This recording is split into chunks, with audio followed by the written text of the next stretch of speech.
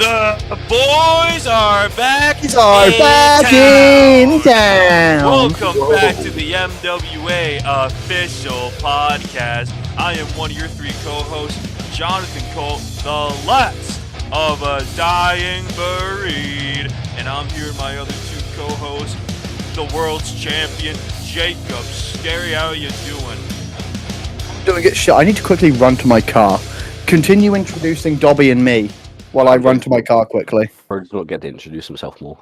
We got the man who faced Jacob last night at Heatwave. It is the Last Bastion, Jacob Sterry's teacher, Dobby. Dobby, are you glad to be on the podcast again? I'm glad to be back on the podcast, Colt, but I'm not glad to get a 4.75 for no fucking reason, except the crowd sucked. And we'll get into that later on when Jacob is back. Yeah, we'll talk about that heavily, but we got some promos to discuss, as always. There's quite a few promos we missed out on, so yeah, we got to go over those, because if we don't, then people are going to be mad at us because we don't criticize them enough. Yeah, exactly. Yeah. We start off with the Colt. No, sorry, not the Colt. The Cage gets out of prison. I didn't upload no promo. You should have. And I know you usually read it out, but we're trying to go fast. So should we just like explain the gist of this one? No, I'm reading it. Fuck you. I'm reading this promo. Oh, I knew something fell off. Oh god. He's got the belt. If anyone's not listening, and not watching. Sorry. I got the belt. Okay, go ahead, Colt. Take it away with the Cage promo. It was reported earlier this week that MWA star Jacob Cage was arrested following a public incident in a Jacksonville water fountain. Cage was speculated to miss time off of TV and was facing large online scrutiny. However, today it was announced that the charges against Cage were dropped after a mysterious entity stepped into the situation. MWON has reached out to MWA management and MWC board members who inquired about their environment in getting Cage's charges dropped. However, we've heard from inside MWA that nobody with power was involved in Cage's case. Instead, it's believed an unknown third party that is active on the MWA payroll may have assisted Cage. We've reached out to Cage for an interview as well, but learned he had taken a last-minute flight to Alaska to fish with a Licuan wolf. Also on MWON, MWA blackballs UXW following questionable use of talent. Charlotte Flair seen in Alaska. New launch of American Fed. What does it entail for the MWA? Eddie Orion out of action in OJPW, currently suffering a case of divert to cultists. And Shift sees everyone. Question mark. What a man. So yeah, Colt, I'm buying into your theory that this is Breezy. Is it someone on the active MWA? No, listen.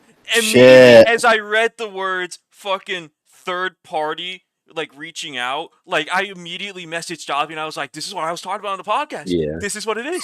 Fucking Jacob Cage is gonna be in the SCS. And it's right in front of you. He's being told. It's fucking right there. We're gonna get fucking Jacob Cage in the SCS. It's gonna be fucking awesome. Yeah, I see. This is gonna be cinema. Also, I liked the fucking continuity of the last promo. He's like, Jacob Cage was arrested for an incident involving Charlotte Flair, and now she's in Alaska where he flew last minute. And he did say in MWA chat this is gonna have some sort of continuity down the line. So I'm very curious how Charlotte Flair plays into his story. Getting Charlotte Flair in the MWA. That'd be awesome. Frustrating order gimmick. Hell yeah. Charlotte Flair and Alexa Bliss versus Cassidy and Tara. What's it called? On the topic of Cage probably being in the SCS, I think he's the perfect fit. I think he's the comedy that group needs, especially after their new member was revealed yesterday at Heatwave. I think Cage would be the perfect comedy between this person, who we'll get into later, Misty. Breezy's quite funny, but Cage is like another level of funny. Yeah. And I think Breezy's funny, he's not comedy. Yeah, it just makes like a really nice balance of people in this group, and I think it will be very interesting to see him as a heel once again, because he did come back this run as a heel. So I'm curious to see how he sort of like progresses. But yeah, I like this little gimmick he's got going on, and I think this is a cool way to, subtly hint at him being in the SCS probably. And I feel like it's inevitable to where that happens, maybe at the next pay-per-view. But yeah, I don't have too much else to add. Colt, what did you think of this whole little saga? I love it. I love Jacob Cage. I love this style of promos where it's not like it's not a promo, but it's just like a news piece. Also, the There used to be an actual thing like this. Like there used to be an actual dirt sheets Yeah. in MWA. yeah, Yeah, I run by really like Mookie. fuck with like the dirt sheet kind of thing. Also had to the little indirect reference to RTR there in the Mm. yeah, Yeah. the New American Company. Yeah, but yeah, besides that, The Rumble. uh, good stuff here. I like the dirt sheet. I want to see more like the dirt sheets from Jacob Cage. I think all things considered, like he could be a good like fucking what do you call it? Like a good writer, a good like news writer, like reporting on shit just Yeah. based on the way he like fucking conducts like these dirt sheet kind of articles, sort of, if you want to call it that. But yeah, I really fuck with Yeah, these. I yeah. want I'd more of love to them. see that kind of gimmick in MWA. Yeah, I want to see someone in MWA be a wrestler and a dirt sheet writer. you get Yes. fucking Dave Meltzer. Yeah, like literally, someone comes into the MWA. Their character is they go around the backstage locker room asking wrestlers questions, being like, "Go on, you want to tell me?" That's just got to Trying to start dig up wrestling dirt with on Michaela. everyone. She had Michaela, but she's a wrestler as well. Real. As you know what you got to do in BPW now. But yeah, do you? I I need like some bookers for BPW. it. What's it called? Jacob, do you have anything to add to this? I feel you two have both said everything that I wanted to say about it. I think this is actually a really fun way for Cage to do promos specifically Yeah. because his character being completely unable to talk and walk and everything, I think this is a great way for him to be able to continue furthering his character while Yeah. not being able to do all of that stuff. Like, no one's going to get this reference apart from Dobby and Cassidy, but it's like when I gave Zach Anderson a translator True. because I couldn't say anything. Like, my whole character was I'm a mute. So I couldn't do anything. So Jacob Cage finding this way to still be able to further his character and his story and talk in that way without directly going, here's what I'm doing, I think it's really fun and unique. Yeah. Yeah. I think that's fair. I don't have anything else to add, so we can move on to the shift promo, where he breaks into Doppel's house. There's no way to sugarcoat it. Shucks. I don't remember too much of the promo. I just remember the gist of it being in the house and what happens right at the end when Shift leaves. Doppel wakes up and immediately he goes on Angry Bird. Then he would like wake up his wife to say like good morning or something, just fucking like grabs out his phone and starts playing Angry Birds. Like Doppel doesn't wake up his wife, I'm assuming because he values his life. As someone who lives with their female partner, my fiancé, and if Atom listens, he can probably attest to this. Waking up your wife is the worst decision you can ever make in your life. They're Yeah, not very happy when you wake them. Yeah, sorry, Jacob. I don't have a fucking fiance on my bed right now. It's not really easy. I can't really attest to that. So, fuck you, asshole. I hate you. Real. Yeah, like sorry, I don't remember. I don't remember like a lot of the promo itself because it's been how long ago was this now? This was like 2 weeks days. ago. Near enough 2 weeks. Yeah. So I don't really. That's when I watched it. I watched it the day of. But all I really remember is the Angry Birds, and I just like that Shift's like sort of psychotic. He just keeps doing these things, fucking burning Doppel's locker room down, breaking into their house, and maybe murdering them as of Heatwave. We'll get into that a little bit later on. But what if he was just having a bit of an off day? Every day's an off day for him, apparently. Real. But yeah, I really like this little Shift psycho character. I'm excited to see how it goes especially after what happened at Heatwave. And I'm presuming we will eventually get Shift versus Doppel, whether it be on a weekly or the next pay-per-view. But yeah, I found this very interesting. I like the character. That's all I really got to say. Jake, what did you think of this? Once again, I think the main part of this promo wasn't really the promo. It was the fact he broke into Doppel's house. Yeah. I think the promo was just an excuse for Schiff to break into Doppel's house and show everyone he's willing to do that. I think this promo could have easily just been a tweet where Schiff takes a picture next to Doppel while he's sleeping and have the same impact. I think it was a solid promo, but I just don't think it was a necessary promo, if that makes sense. Yeah, no, I get what you're saying. Yeah, I can definitely agree with that assessment, but I still like it because it gave us the fucking Angry Birds moment. Yeah, that's fair. What did you think of this, Colt? Yeah, I fucked with it. I liked it. I think Schiff is I think Schiff's a little psychotic character as a heel. I think he's done good things with it. I think this is a gimmick that can like get him to like. Oh, I genuinely believe he could become Spotlight Champion with this gimmick. I think he's doing great work with it. And like Jacob said, Yeah. like, yeah, I feel like now thinking about it, like if he were to do like, you remember when like Equinox during that one match where Kyle like took a selfie and then posted it on Twitter? Yeah. Like something in that similar of a cadence where it's like, there's like shifts like holding up the fucking phone on fucking Labby Mod or whatever the hell it is, like the fucking phone tool, and then just like takes a selfie of Doppel and their sleeping wife, and then just posted it on fucking Twitter. I think that would have been like money, like, you know, simple, straight to the point. Didn't need to be a promo, but I think, like Jacob said, like yeah, this was just kind of an excuse to you know, have Schiff like cut that psychotic, you know, promo with that.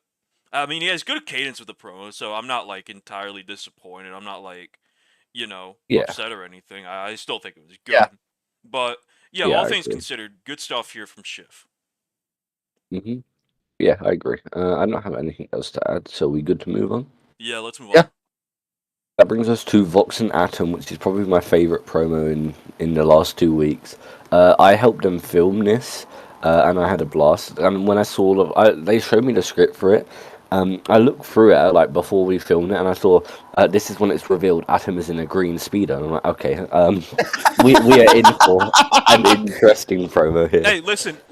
Before you get into it, I'm so glad. Continue, Colt. Okay.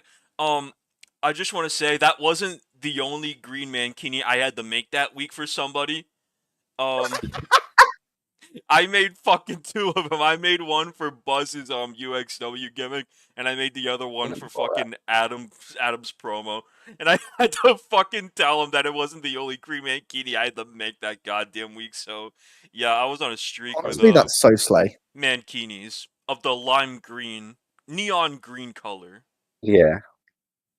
Honestly, what a week for lime green mankinis, apparently. Yeah. Yeah.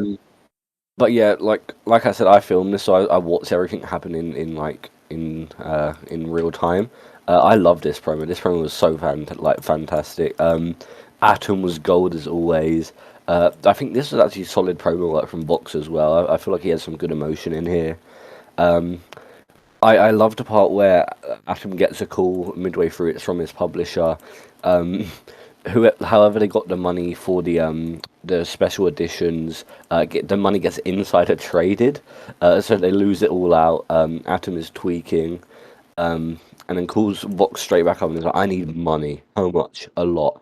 Vox like, I need to win matches. How many? A lot. A lot. I really like that little back and forth where they sort of came to the agreement.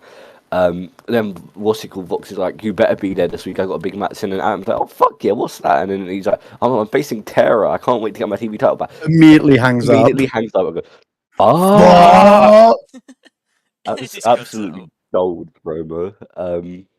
Yeah, no, I this was really good. This was definitely the best promo in the last 2 weeks for me.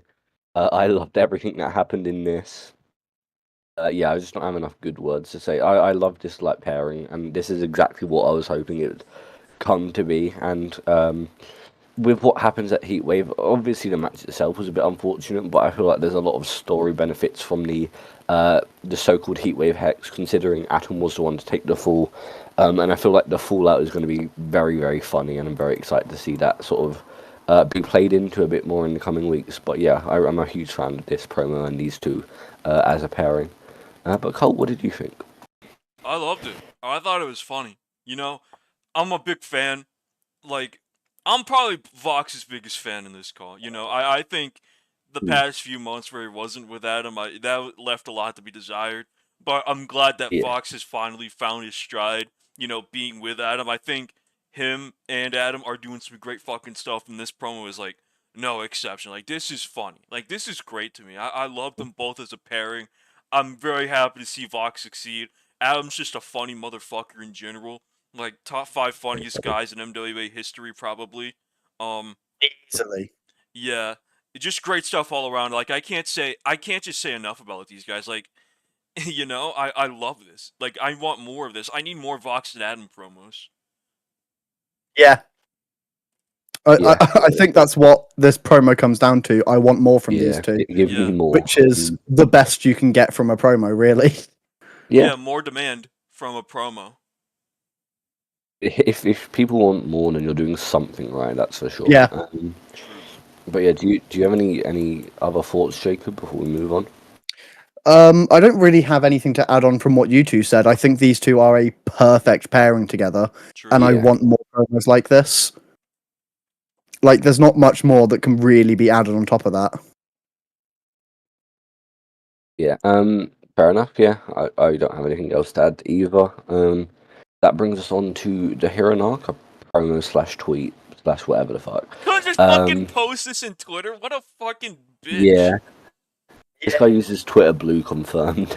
Do you want to? You know how you like scroll through Twitter on your phone and you just see one of those tweets and it has like ad right next to it at like the top right? Yeah. This is one of those fucking Twitter ads you just like scroll by and you like ignore. Real as fuck. That's real. Honestly, real.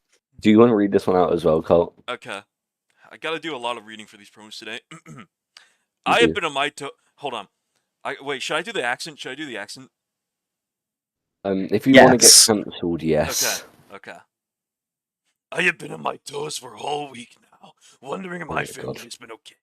I finally mustered enough courage to actually go back to my old family home. I decided that today was the day either I would make up for my past transgressions with my mother and father. I'm sorry. One of my favorite parts of this promo is the connotation that this man, instead of immediately going to check on his family, went, "Give me a minute, babe. Can't come check on my family just yet. Give me a minute. I need to fight Tara Guppyfish." Jesus. Either I make up for my past transgressions with my mother and father, or I mourn a loss of two of the greatest role models of my life, who I should have listened to from the get-go. I had an old rusted key on my key ring for years now, and now it's time to put it to use. Once I had opened the door, nothing was at the place, not even a hair.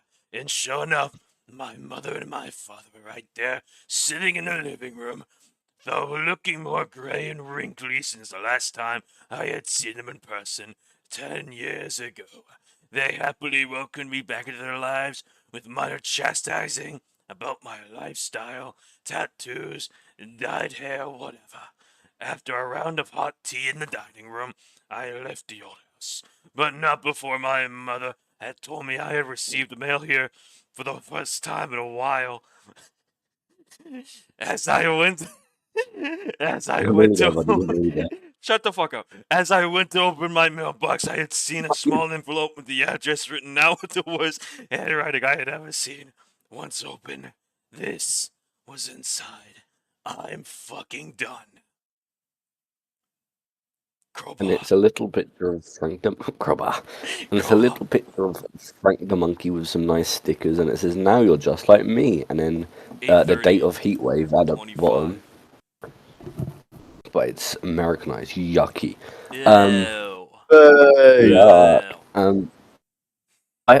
First of all, his key was old and rusted. How does that shit still work? First of all, it just does. Great question. Second here on the podcast, we ask the important questions here on the podcast. Second of all, why has this man not visited his parents in 10 years? What a terrible son. Real asshole. Like, what did they do to, like, you said that two of your greatest role models. Why did you never see them then? So surely you could get a flight back home. Yeah, weren't you in Japan for like the past 10 years? Like, or past 9 you haven't years? visited. before If you haven't you joined visited the them in, MWA. if he hasn't visited them in so long, why did he give a shit if the address got leaked? Like, surely they'd done something to him to not visit. All I'm saying is Zip Japan must be paying like pennies if he couldn't get a fucking train to go see his parents. Honestly, real. Yeah. But all jokes aside, I did really like this angle. The match itself, iffier. But like the angle building up to it, I think I really enjoyed. But the match itself, I'd say it was more unfortunate and down to the fact that that Vinny couldn't show the show and it had to be pre-recorded. That sort of let it down a bit. But you know, I still think this whole feud was really well done and it was something unique, and I really like that about it. But as for this promo, I don't have a lot of like specifics to say that I haven't already said. But yeah, Colt, what did you think? I thought it was fun. It was a fun promo. Yeah. This should have just Yeah. been like a regular tweet in fucking Twitter. I don't know why he had to be extra with this. Yeah, it's just a Vinny promo. He just fucking. It's like it's like fucking. He's writing this like a diary. Like, am I like Yeah, no, I see that. No. I get you. Yeah. It's like this whole promo, not promo, but I call it a promo, but it's just a fucking tweet. It's just like he wrote it out like if it were a fucking diary, like a fucking passage in his diary. I mean, you know what I mean? Yeah, I see that. Yeah, I see but it. I like see it. like the writing here is still fine, like but yeah, I think It's nothing to call home about. Yeah, nothing to Yeah. talk about. I don't think there's really much to comment on. Well, to be fair, he doesn't fucking go home anyway, so. Yeah, to be fair. Yeah, I really don't have like a tremendous amount to say about it. Jacob? It's fine. Yeah. Hope Yeah, that helps. that's about it. Yeah, we'll get into their match like briefly because it was on the pre-show in a little bit. But yeah, I don't have anything else to add. Are we good to move on to another big wall of text? I think this one's justified with text though. I think of all people, this guy is allowed to do a wall of text. Because this brings us on to a one-of-one Drix promo, talking about me and Jacob in Cage of Hell, as well as before we talk about this promo and it being another wall of text, he did want to do a recorded promo, but he just physically didn't know how because of the whole blindness. Yeah, that's fair. Hope that helps. You're gonna read this one out as well, Colt. This is Yeah. a big old pile of text. Go ahead. Yep, okay. The scene opens with an empty recliner. Slowly, Recliner. Slowly, Drix sits down, takes a deep breath, and begins speaking. April 1st, 2016. I stepped inside the very first Cage of Hell match for the vacant Universal Championship against TJ Dark. That match was the living embodiment of make or break for my career. Through hellfire and brimstone, I won. At that point, just a few months into my career, I thought it might have been the hardest match I would ever go through. And for 2 weeks, it was. Because 2 weeks later, I stepped inside the Cage of Hell once again for a rematch against TJ Dark at the O2 Arena in London. Once again, I walked out the victor, retaining my Universal Championship. But why am I bringing this up? Why am I saying all of this? It's because of Heatwave this year. The two men stepping into the main event for the World Championship. There is no point denying my feelings toward both Jacob and Dobby. I adore both of them. I understand their struggles, and I appreciate everything they've done. However, I don't agree with the things Jacob says or does. I don't condone it in any way. But the thing is, for a long time, I didn't agree with or condone the things Dobby said and did either. Yet he changed. He turned his life around, and I couldn't be more proud of him. That gives me hope that one day Jacob can do the same. But right now, in this moment, I don't believe that will happen anytime soon. Still, if Dobby could, then I know Jacob can as well. I've seen both of these men rise from rags to riches, from being released to becoming world champions, from main events of execution to extreme chaos, to now facing each other in the main event of the 9th Heatwave, in a Cage of Hell, and this just might be the most personal Cage of Hell match in history. If I thought the Cage of Hell matches I endured were vicious, vile, and soul-breaking, then I don't know what to think about this one, because this won't just be about make or breaking a career. This won't just shave years off of a career. This match could very well end a career because of how vile, how disturbing, how personal it has become. And I'll be honest, it breaks my heart knowing this is going to happen because I don't want either man to be severely hurt. But I also know this needs to happen. Too much has been said, too much has been done, and all it needs to end inside the cage of hell. At the main event of Heatwave for the World Championship, it all comes to a close. Now, I know this has nothing to do with me, but I'm speaking as a concerned mentor, as a concerned friend, and all I can hope is that somewhere down the road, both Dobby and Jacob can rebuild, that they can learn to be there for each other once again. But to get to that place, they have to go through this. They have to walk through hell itself. Like I said, I don't condone and I don't agree with things that have been said or done, especially by Jacob. But deep down, I love both of you. I want you both to be safe. But at Heatwave, it's going to be the complete opposite. I'll be there in attendance, begrudgingly. I have many people I need to speak with while I'm in the area, and I hope I can talk to each of you individually before you step inside that cage, because once you do, it won't just change your careers, it will change your lives. He summed up our story so perfectly. He did. This Like, man knew. Even the stuff that we had planned to do in the match, he knew we were planning to do. And we did not tell him as much. Sorry, he didn't know he didn't know, but he somehow wrote about it and told the story we wanted to tell in this promo. And I messaged him after he posted it, being like, "You have summed up this story perfectly, and what we have planned for the match perfectly." Yeah. No, yeah. This promo was fantastic. This dropped when we were in person, I believe. Yeah. Right, Jacob? Yeah. This would have been. Let me check the date. This would have been Sunday. He dropped this. We were probably at Yeah, we were at Forbidden Door. We read it when we got back. We were at Forbidden Door, and then we saw it when we came back. Yeah, this was like so amazing because like it is in the kayfabe sense that Drix is like tremendously important to me. Obviously, he was the man who trained me. He is my mentor, and he sort of became the same for Jacob. In just the Jacob has started taking advice from him since he sort of fell out with me, and Drix is just like a mutual. Like he says in this promo, he's just like someone we can both confide in a kayfabe and out of kayfabe perspective. And I think he has been such an integral part of the last few months of me and Jacob's story. Yeah. And just like stemming from that promo we had in promo chat, where he was like obviously a big part, and he was showing that me and Jacob can still get along to a degree, and it is, I guess, it does shine a bit at the end of our match as well. But we'll get into that later. It sort of shows that Drix is like, he truly does care about me and Jacob, and like he does want to see us both succeed, and he's proud of us, but like he just wants to see us succeed and get along, which is very befitting of Drix's character, more so than some other stuff that was done on this show. But we'll get into that a little bit later on as well. But yeah, no, I love this. I didn't know. I don't know if Jacob did, but I didn't know he was posting it. He just asked me. He just went, "Hey, I have something to post in promo chat. Do you know how I can get permission on that?" "Oh yeah, you can just like ask Nuck and Taco, and they'll give you permission." Then when I see he finally posted it, it's about me and Jacob. It made me very, very excited.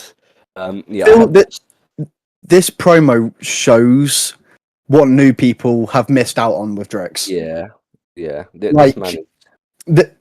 This wasn't even what I would consider a good Drix promo. Yeah. This man was on a different level.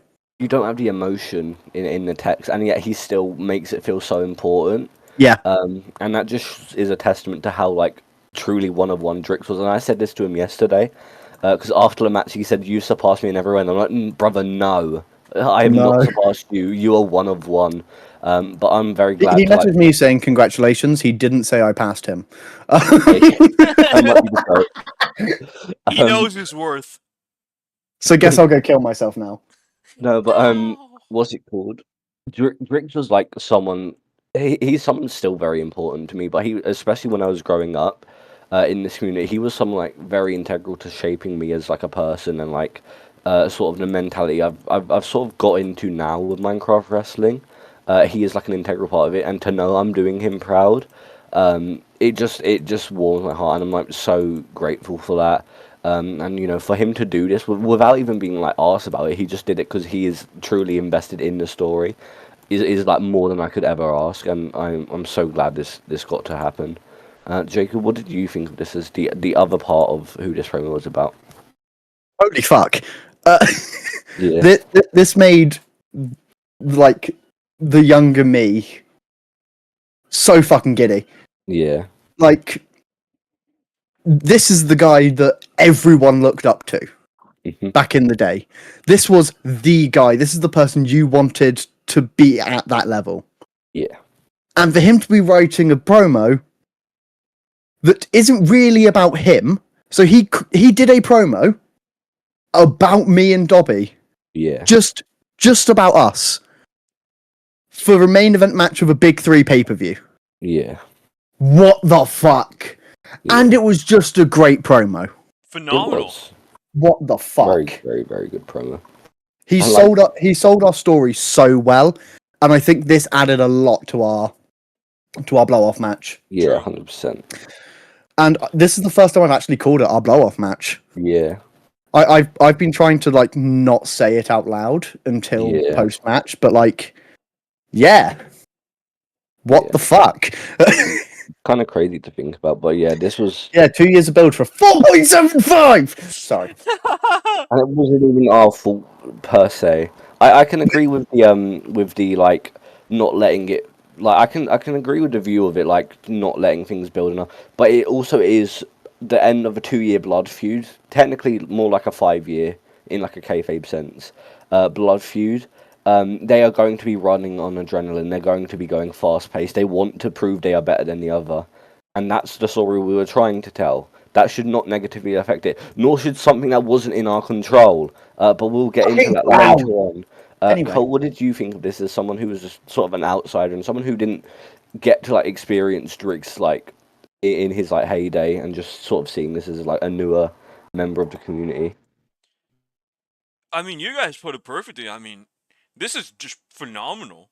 Phenomenal promo from fucking Drix. This is awesome. I love this promo. Like you said, like this ties in perfectly with your guys' feud. Sold it so fucking well. You know, this feud had like a big time feel to it, and this just like multiplied that, you know, Yeah. it factor by Yeah, not even just 100, just 1,000, 10,000, 100,000, a million. Like this guy, fucking Drix, one of the greatest of all time, is In like, terms of Minecraft wrestling, the guy. yeah, yeah. like, The only thing that could have added is Kong saying something as well. yeah, you weren't getting that, pal. You weren't fucking getting Yeah, that. we know. That guy was riding a You're fucking not those bull. guys. That Not guy those was guys. busy. But yeah, we just ain't those guys, pal. yeah, just great stuff from Drix. There's just nothing I can comment on. You know, it's just so great, and you guys put it perfectly. Yeah, this made your match feel big time. Yeah. Yeah. Yeah, I can't thank Drix enough for doing this. Yeah. Very cool. Love that Love that man. But yeah, I don't have too much else to add. Jacob? I've already said my piece, you fucktard. Yeah, but do you have anything to add, you fucking idiot? Nah. Then that can bring us on to our next promo. The What the fuck? one of the actual ones from this week, because there was a 7-day ago and then a 1 day ago. And it brings us on to Koloki, who's in a furnace room, talking about his Heatwave opponents. It was a fine promo. It was a good Koloki promo. Yeah. I liked the little flashes of the opponents, and when he was like talking about choking out Colt, and it was like a flashback to that. That was cool. But other than that, I really don't have a lot else to say. Yeah. It was just it was your every Koloki promo. He explained his relationship. He explained his relationship with everyone, and to me, I think didn't really add to the match, but it didn't take away from it. No, it was fine. To be fair, there's not much you could add to that match because fuck me, it was good. Yeah, that match was incredible. So I would say it was just as good. I'd say on par with the Hell in a Cell. maybe. But yeah, like The only I difference is said, this one had a crowd. yeah, exactly. I don't have anything to add on the Koloki promo. Colt, what about you? As someone who was like a pretty big topic of this promo. You know, I think you should have shot someone in this promo. I think, this would have been an all-timer Coloki promo if there was just more fucking killings in this, Maybe he should have gone to, like... You know what he should have done? He should have just killed Misty's mother in this promo. Go to Misty's, like, apartment, just fucking gun down her mother, and then go to Steve's house, like, Steve's, like, fucking parents' house, burn that down, too. And then, yeah. I want to see a promo where Coloki is covered in blood with a corpse next to him or behind him or in front of him, and he is literally just recording a promo casual as ever with a dead body right there. Yeah, like right outside of like their house while it's like on fire, burning, and Coloki's just cutting a casual promo while like right behind him you can see the flames, you can see the smoke, like it's shining off of his body. Like, dude, coolest fucking guy ever, I think. Like, coolest motherfucker. Yeah. I was not like melting, sitting that close to a furnace, by the way. He was staring into the flames. He was like inches away from that shit. That must have been very hot. But anyway, on that topic, hear me out here. What if we canonize Aprophia and Coloki murders Aprophia next time? Well, no. Murder someone else, not Appy. We gotta keep Appy for the book club. Appy's got to play that Mariah May role. Jackie J different. Jackie different person. Okay. Jackie, we kill Jackie J, but we keep Aprophia. All right, let's just that's backwards. But okay, yeah, that's fine. No, that makes sense. Let's have Coloki go to the BPW. Like Jackie J fights a mystery opponent. Coloki fucking shows up, kills her. Stick to booking your own fucking show. No, I'm start encroaching on I'm ours. on the booking team too, pal. I'm on the fucking BPW booking team as well. I booked myself to become world champion. You know what? You want to join the Discord? Yeah, I do. Yeah, I do. Send me the fucking invite link. BPW booking? Yeah. Give me that invite link, bud. It's I can't. I think Cass would mind him. I physically don't know if we can. We can't. Actually, we can. Yeah, but Cass will probably murder us. But anyway, I divorced her. If we murdered, you did. If we murdered Jackie J, we'd be like out of a roster member though. So Colt, would you be like willing to like have Renagawa and JMLB? Just run two people in the same company. That gives me opportunity to run two characters because we wanted to do that anyway because we just wanted to book me more really. You're not allowed anymore. It goes to Colt. Colt gets like 2 titles now. Yeah. What the fuck? Yeah. No. This was a pretty cool promo. I don't have anything. Wait, Colt, did you give yourself the BPW world title like I gave myself the MWA world title? No. What the fuck? No, because Nat originally DM'd me around February, and she was like, or they, whatever the fuck, they were like, hey, if Nuck lets me run an indie, would you want to join? I'd 100% give you the world title, and I was like, okay. And that was like our first DM ever. Awesome. Yeah. You were penciled in to win the title at Grand Kickoff. No, because I thought I was winning. I was winning, and then I saw you were winning. I was like, what the fuck? I thought I was winning. I wasn't on the booking team like until like just before the first show. I looked at the doc and I was like, at first it was like JML versus Tetsuya. JML wins. I'm like, okay, cool. Like leave it. Talking about BPW now. I go back on the doc and I what's it called? I see it's now JML loses, Tetsuya wins. I'm like, someone must have changed it as me. So I changed it back to JML wins, Tetsuya loses. Asked the other bookers like, hey, what happened? And like, oh yeah, we're putting you over now so we can have a bigger story leading up to it. And I'm like, oh, okay, I kind of would have liked to know that considering I'm in the booking team and I'm scared people will be like, this guy put himself over. Yeah, fuck you. But you put yourself over, bastard. The plan was always me and you to have like that big first feud. True. And it ended up being great because you just had a fantastic match with Avery. But this isn't the BPW podcast. Nope. We'll probably not get the murdered indie for talking about podcast with all the trans women and me. That's never happening. Yeah, that podcast is never going ahead. Yep, never fucking happening at all. But anyway, let's talk about Guys, are we going to have to start recording more podcasts? Does anyone have anything else to add before we get on to the final promo and we can actually get on to the show finally? Alright, let's go on to Cass. Let's go on to my now Cassidy. ex-wife. Your now ex-wife.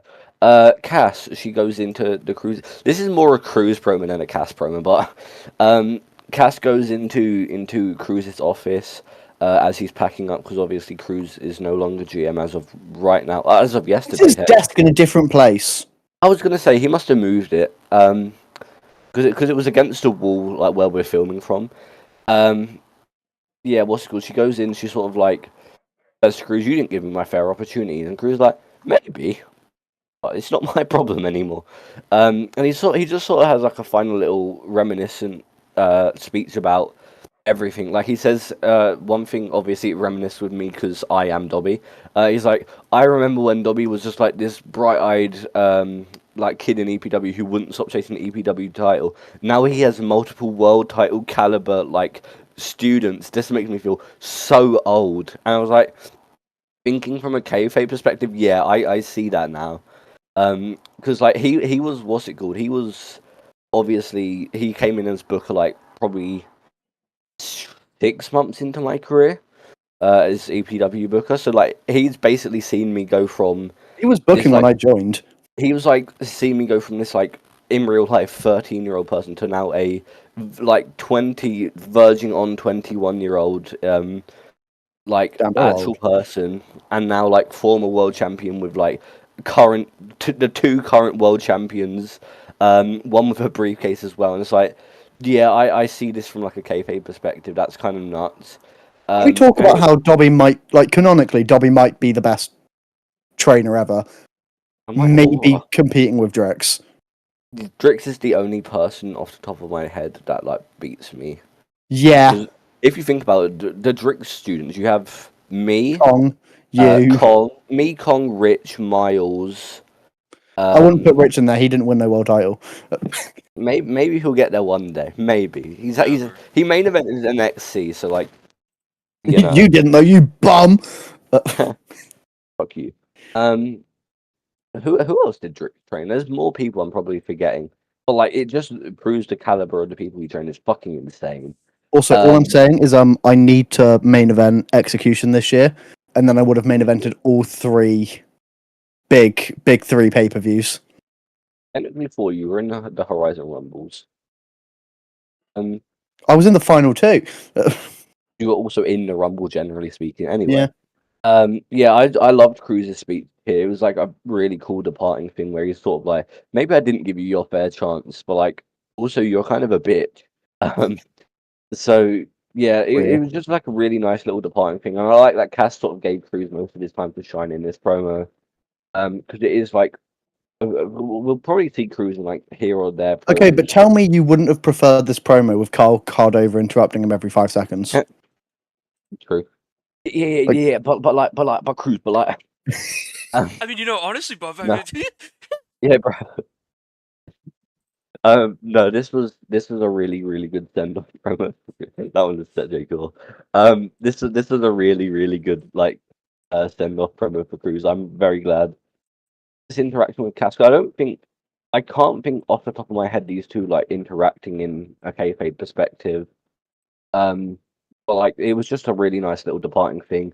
And Cass's like sort of little comment on, I want a GM that's like cold, calculating, a bit like me. And then as she leaves, Cruz is like, I know exactly who to pick for this job. And that will bring us perfectly into the main show itself in a second, other than the pre-show. But yeah, Cruz knows exactly who to pick, and it was a great pick because it is someone I think Cass has similarities with in character. This promo was fantastic. This was such a good send-off for Cruz, like I said. Yeah. A nice little interaction to have with Cass. But yeah, I don't have anything else to add. Jacob? Good promo. Perfect send off for Cruz. Yeah. There's not much to add because it doesn't really add to many stories. But Yeah. I think it's a perfect send off for Cruz and a deserved send off. This man has carried MWA through many a hard time. This man was doing a lot to MVP. I'm fairly confident this man has played every single role in the MWA at least once. Except heel. Never seen that man heel. No, I mean like owner, production, moderator, admin. Yeah, true. Has Cruz been heel? Surely he's been heel. Not in like since I've been in like MWA. I've never seen a Cruz heel that I can Fucking hell. remember. But like no, yeah. Colt, what did you think of this? Yeah, this was good. I liked it. I liked both promos from well not well I liked both stuff from Cass and Cruz. Even though this was like a more Cruz sided promo, even though it was posted by Cassidy. But yeah, I mean Cruz is the fucking man. You know what I mean? Cruz is that fucking guy. Great GM. He was a great character. I think he played his role to perfection. You know, from the time I've been here in the MWA, like being the general manager role, I think he Yeah. did a great job at that. Yeah, no, I definitely agree with that. Cruz is similar to like what we said with Drix earlier. He is also one of one. He is, I'd argue, the greatest babyface in Minecraft wrestling history. That man was Yes. like peak Cruz as like a face. You'll never see something like that again. When he beat Kong, once in a lifetime shit. Oh my god, the ramp that like went from The a ramp, ramp that was to fucking boom. incredible. I wish we still had that because that was like sensational. That was all right. But that was aura. But yeah, all I have to say is we sort of need to say like a little thing for the people listening this far to messaging in chat. So go in MWA chat, tag Cruz, and say thank you Cruz with a heart emoji. Will be nice. Real. Go tag Cruz, hit him with a thank you Cruz heart emoji. Gotta type it in all Just be caps. awesome.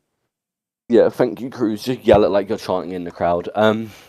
Yeah, just give that man his flowers because he has been. I am sad he didn't get like a send off in the ring. Not even like an in ring match, just like a Yeah, I get what proper you mean. little promo in the ring just to say goodbye and could get that actual reaction from the crowd. But I think it would have been cool to have like Cruz have a send off promo, and then he's interrupted by the new GM, which I think would be fitting for the character. yeah, And sort of had them address that directly. But yeah, I'm just really glad to see Cruz get like a little final send off in promos check because he is once again one of one in Minecraft wrestling. So thank you, Cruz, from everyone in MWA. There will never be a character quite like Cruz again. But that is maybe a licky. maybe a little. That is about it for promos. Does anyone have anything to add before we get Nope. on to the Nope. pre-show match and then the main show itself? We are an hour into this. We're We have 47 nearly. minutes in. We had a lot of promos to cover.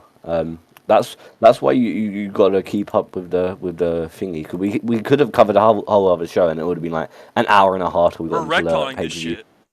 We're Yeah, retconning. me and Jacob weren't here, so you won't get like the live comments anyway.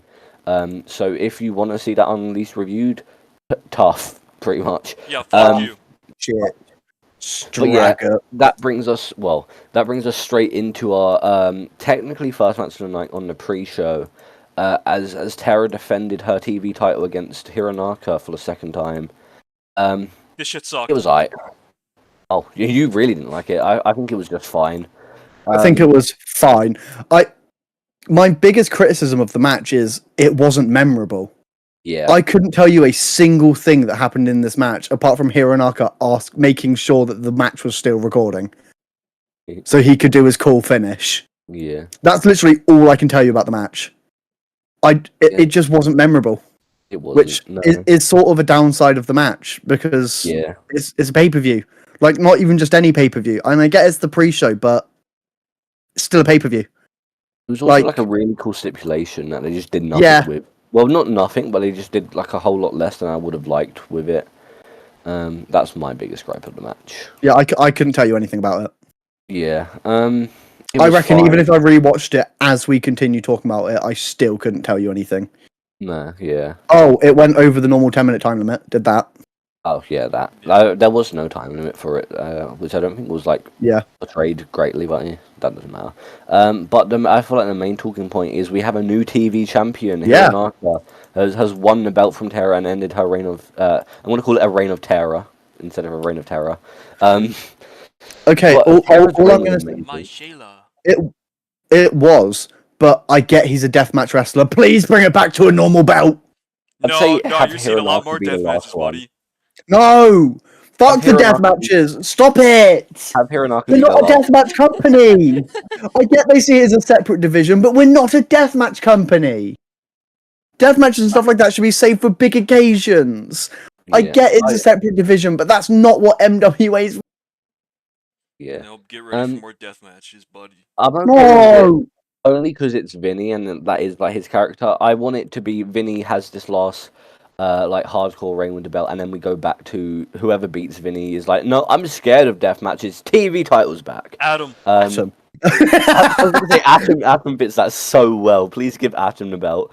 That would be like, yeah, I think that's the ideal thing because I feel like Also, Vinny was always going to win it.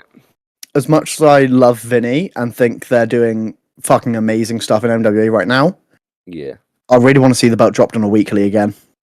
I think that'd be fun. I want to see the belt dropped on a weekly again. The whole reason this belt was introduced is to be a weekly belt, Yeah, and I want to see it treated as such and make having it dropped on a weekly makes every weekly feel must watch. You know, the last time it was dropped on a weekly, Jacob? When you won it, Yes, when I won that fucking belt. I beat Whoa. Koloki on a It weekly. wasn't That even was the this last time it was weekly. dropped on a weekly. Our current And- weekly didn't even exist then. yeah, we need it to revert. I feel it needs to revert back to what it originally was. Yeah, Because as much as I do like a death match, I just don't think, because I feel everyone on the roster sees it as an entry level belt. yeah. Am I wrong in thinking that? I'm with you on that. I Yeah, feel like the bookers yeah. don't.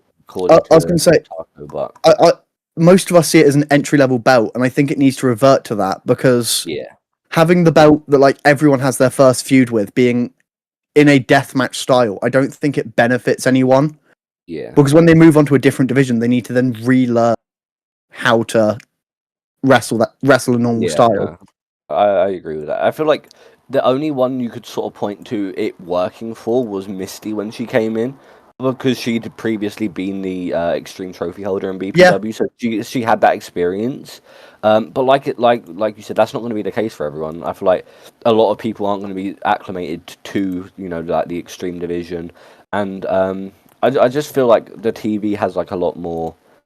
Like Use you said, cases. entry level use cases. Yeah. It just serves to like, I don't know, give us something to be more excited for on a weekly, because I don't feel like if it's a hardcore match on a weekly, I don't really see it changing hands as much. Yeah, there's also just, I think we're going to run out of spots.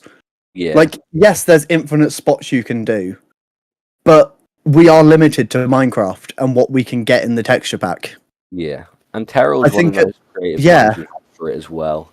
And I feel I like think not at a certain point, it's just going to feel rinse and repeat. yeah, To be fair, it started to feel like that recently.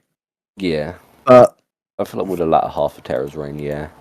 yeah, like I feel like I could describe the last few matches of Tara's reign Yeah.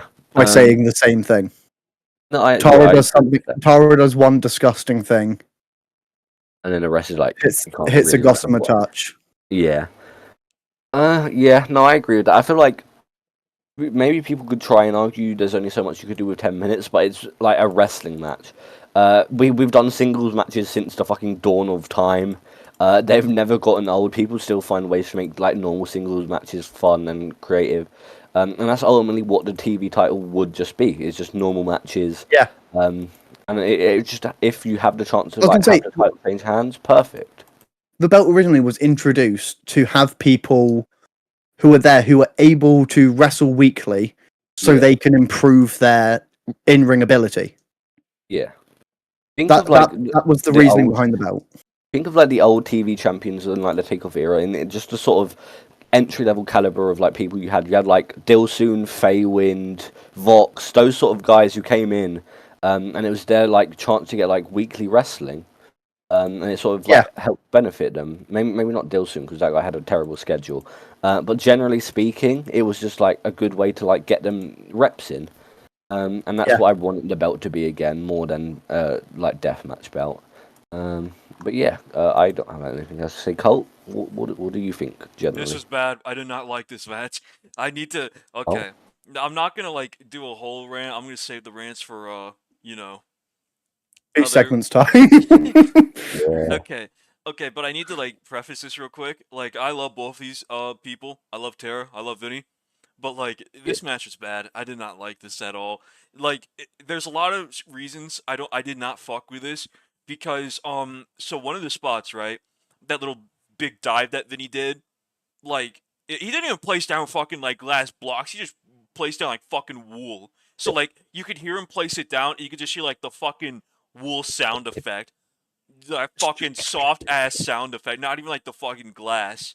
And it was done in the most awkward way possible, where like Yeah. Tara lands on it, right? Vinny goes up, does that big fucking dive, and then like 10 seconds after, like you could see Vinny like taking like another 15 seconds to break the blocks, and you could just hear like fucking carpet being disintegrated by the hands of Sutomo Hironaka. Like My God. there was a better way to do that spot, because I remember the Retribution match Place down glass blocks and ask Taco for an animation.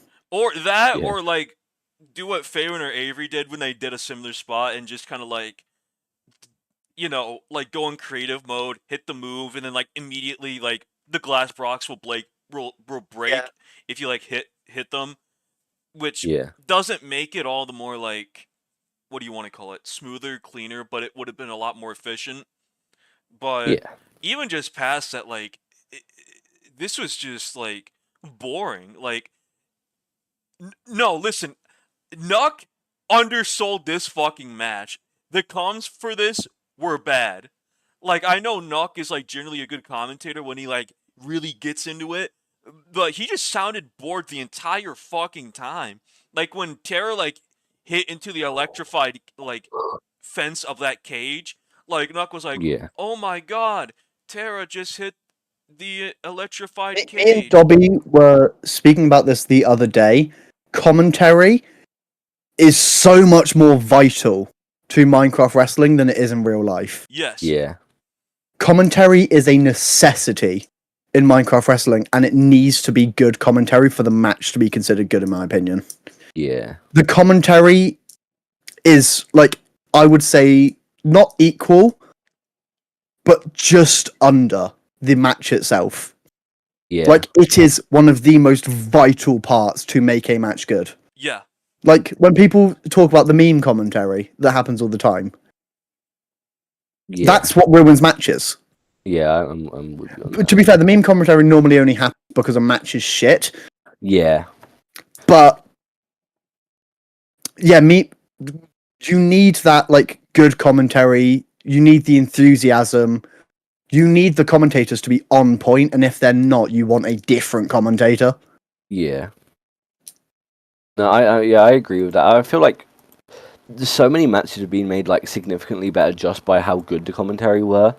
Like to look back at me and Taco at Broken Dreams, the commentary Yeah. on the match is fucking sensational. I know Colt like kind of hates what he does at the end, but I like it. I've grown to like it. But like, in the match sealed. itself, fuck you. Think about like when I kicked out of the King's Throne, or it was the double regal knee. Knox like, Darby's alive! Darby's alive! And it's just like little things like that. And then when overtime was announced, Colin, you're like, stand the fuck up! It just sort of made everything feel like tremendously important. And that's such a big thing for just for like Minecraft wrestling, especially like Jacob said, because I feel like you can watch like, you know, clips of like a hype match, but like I feel like before animations especially, it's just guys running, guys hitting buttons, guys doing /me, and if you're like not reading, even if you are reading chat, it's like, okay, this just doesn't have the same effect to it. And I feel like there is certain commentators and like certain like matches, especially with it, that just sort of got like negatively affected for it for me because of it. And yeah, There are certain parts of the main event where I felt like that. Yeah, I wasn't tremendously huge on the main comms, but like they were solid. Yeah. But they didn't feel like, you know, like the sort of caliber of match it was. Oh wait, I need a fucking reminder to talk about commentary when we get to the national title match. That's pretty much what I was getting at. No disrespect to Chamek, I love that he always steps up, but I feel like he always lacks the proper excitement and the sort of like. Never let him commentate again. The sort of things Nuck and Colt bring to their commentary, and even like if you think to indies like Doppel and Rory, they always Oh my bring the god! hype. Oh my god! They always bring the hype in like BPW, Rory, and Doppel. They always like sound really excited, and then obviously Colt, whenever he does it, is just a great commentator. I feel like that did lack a bit as like in the national because we had Chambeg on commentary. I can't remember which part of the national it was, but there was a bit where Kyle said something. Nuck didn't react, so he said it again. Nuck didn't react again, so he went to say it a third time. Then Nuck just started talking, and I was fucking dying. Exactly, no pop. Anyway, back to what we were talking about. Colt, continue your rant. It's just Nock undersold this so heavily, and it's so disappointing because I know Nock's a fantastic commentator. He just sounded like he did not give a fuck about this match. Like all the emotion in his voice drained out. I don't know, like his emotion got shipped into a jar, fucking delivered far, far away. We don't know where that emotion is right now, but it was gone for this fucking match. It was like he undersold this shit so heavily, and that attributed to why, like, you know, like the movement in this match was awkward. Like it's just it's bad. I don't like this match, and it sucks too because I love that like Vinny my Shayla won the belt. I'm so happy for him. Except I wish the match was better. I wish everything surrounding this match. Not even that it's pre-recorded. Like that's fine. Like that's fucking fine. Like if you're a new person and you like go into MWA channel and you just only watch like the shows when they're uploaded, like I can get behind that, you know? It kind of felt that way to me. Like when you like watch a show and then like you're seeing everything like not live, but like you're watching it just like at your own pace, even though like this was a live stream. But even then it was just kind of like this under-delivered big time. Like this is just it underwhelming, and it's disappointing too. And like here's the thing. I would have preferred to just see the title change hands in the last match. As much as I loved outcome, as much as I loved Gut and her reign, the latter half of her reign just wasn't it. Yeah. And I think it would have served both of them better if it just changed hands in the last match. Yeah, that's fair. Here's the thing, right? Because I know Vinny can be a good in-ring guy. I think Vinny has done good in-ring stuff before. Like, I know that I've known him longer than you guys have. Like, I've seen him wrestle on Roblox. He's great at the pure wrestling thing on Roblox. He's good at that. But I feel like his best matches have been like, you know, in special stipulations, like Exploding Barbed Wire Death with Jimmy, even though some people didn't like that. Like I think that's the only notable match of his, like right now. And also the fucking 12-year one with Tara. That was a great match. That was great. I like that match. That's like one of his best matches, like in his top 2. I can tell you one of the big things that's stopping me really getting behind Vinny. It's just his consistency at turning up. Yeah. But also, like there was a long period of time where I had played Hironaka more than Vinny had played Hironaka. Yeah. Yeah. But like he's been getting a lot better recently at turning up and being consistent. But I think he just needs a little bit more where I truly get behind him and be like, yes, give this man his flowers. Yeah, I agree. But also, not even just Vinny, but Tara in general. Like, we know that Tara can do some great fucking character work. Like, that's very obvious. That being said, her in-ring leaves a lot to be desired, in my honest opinion. Under,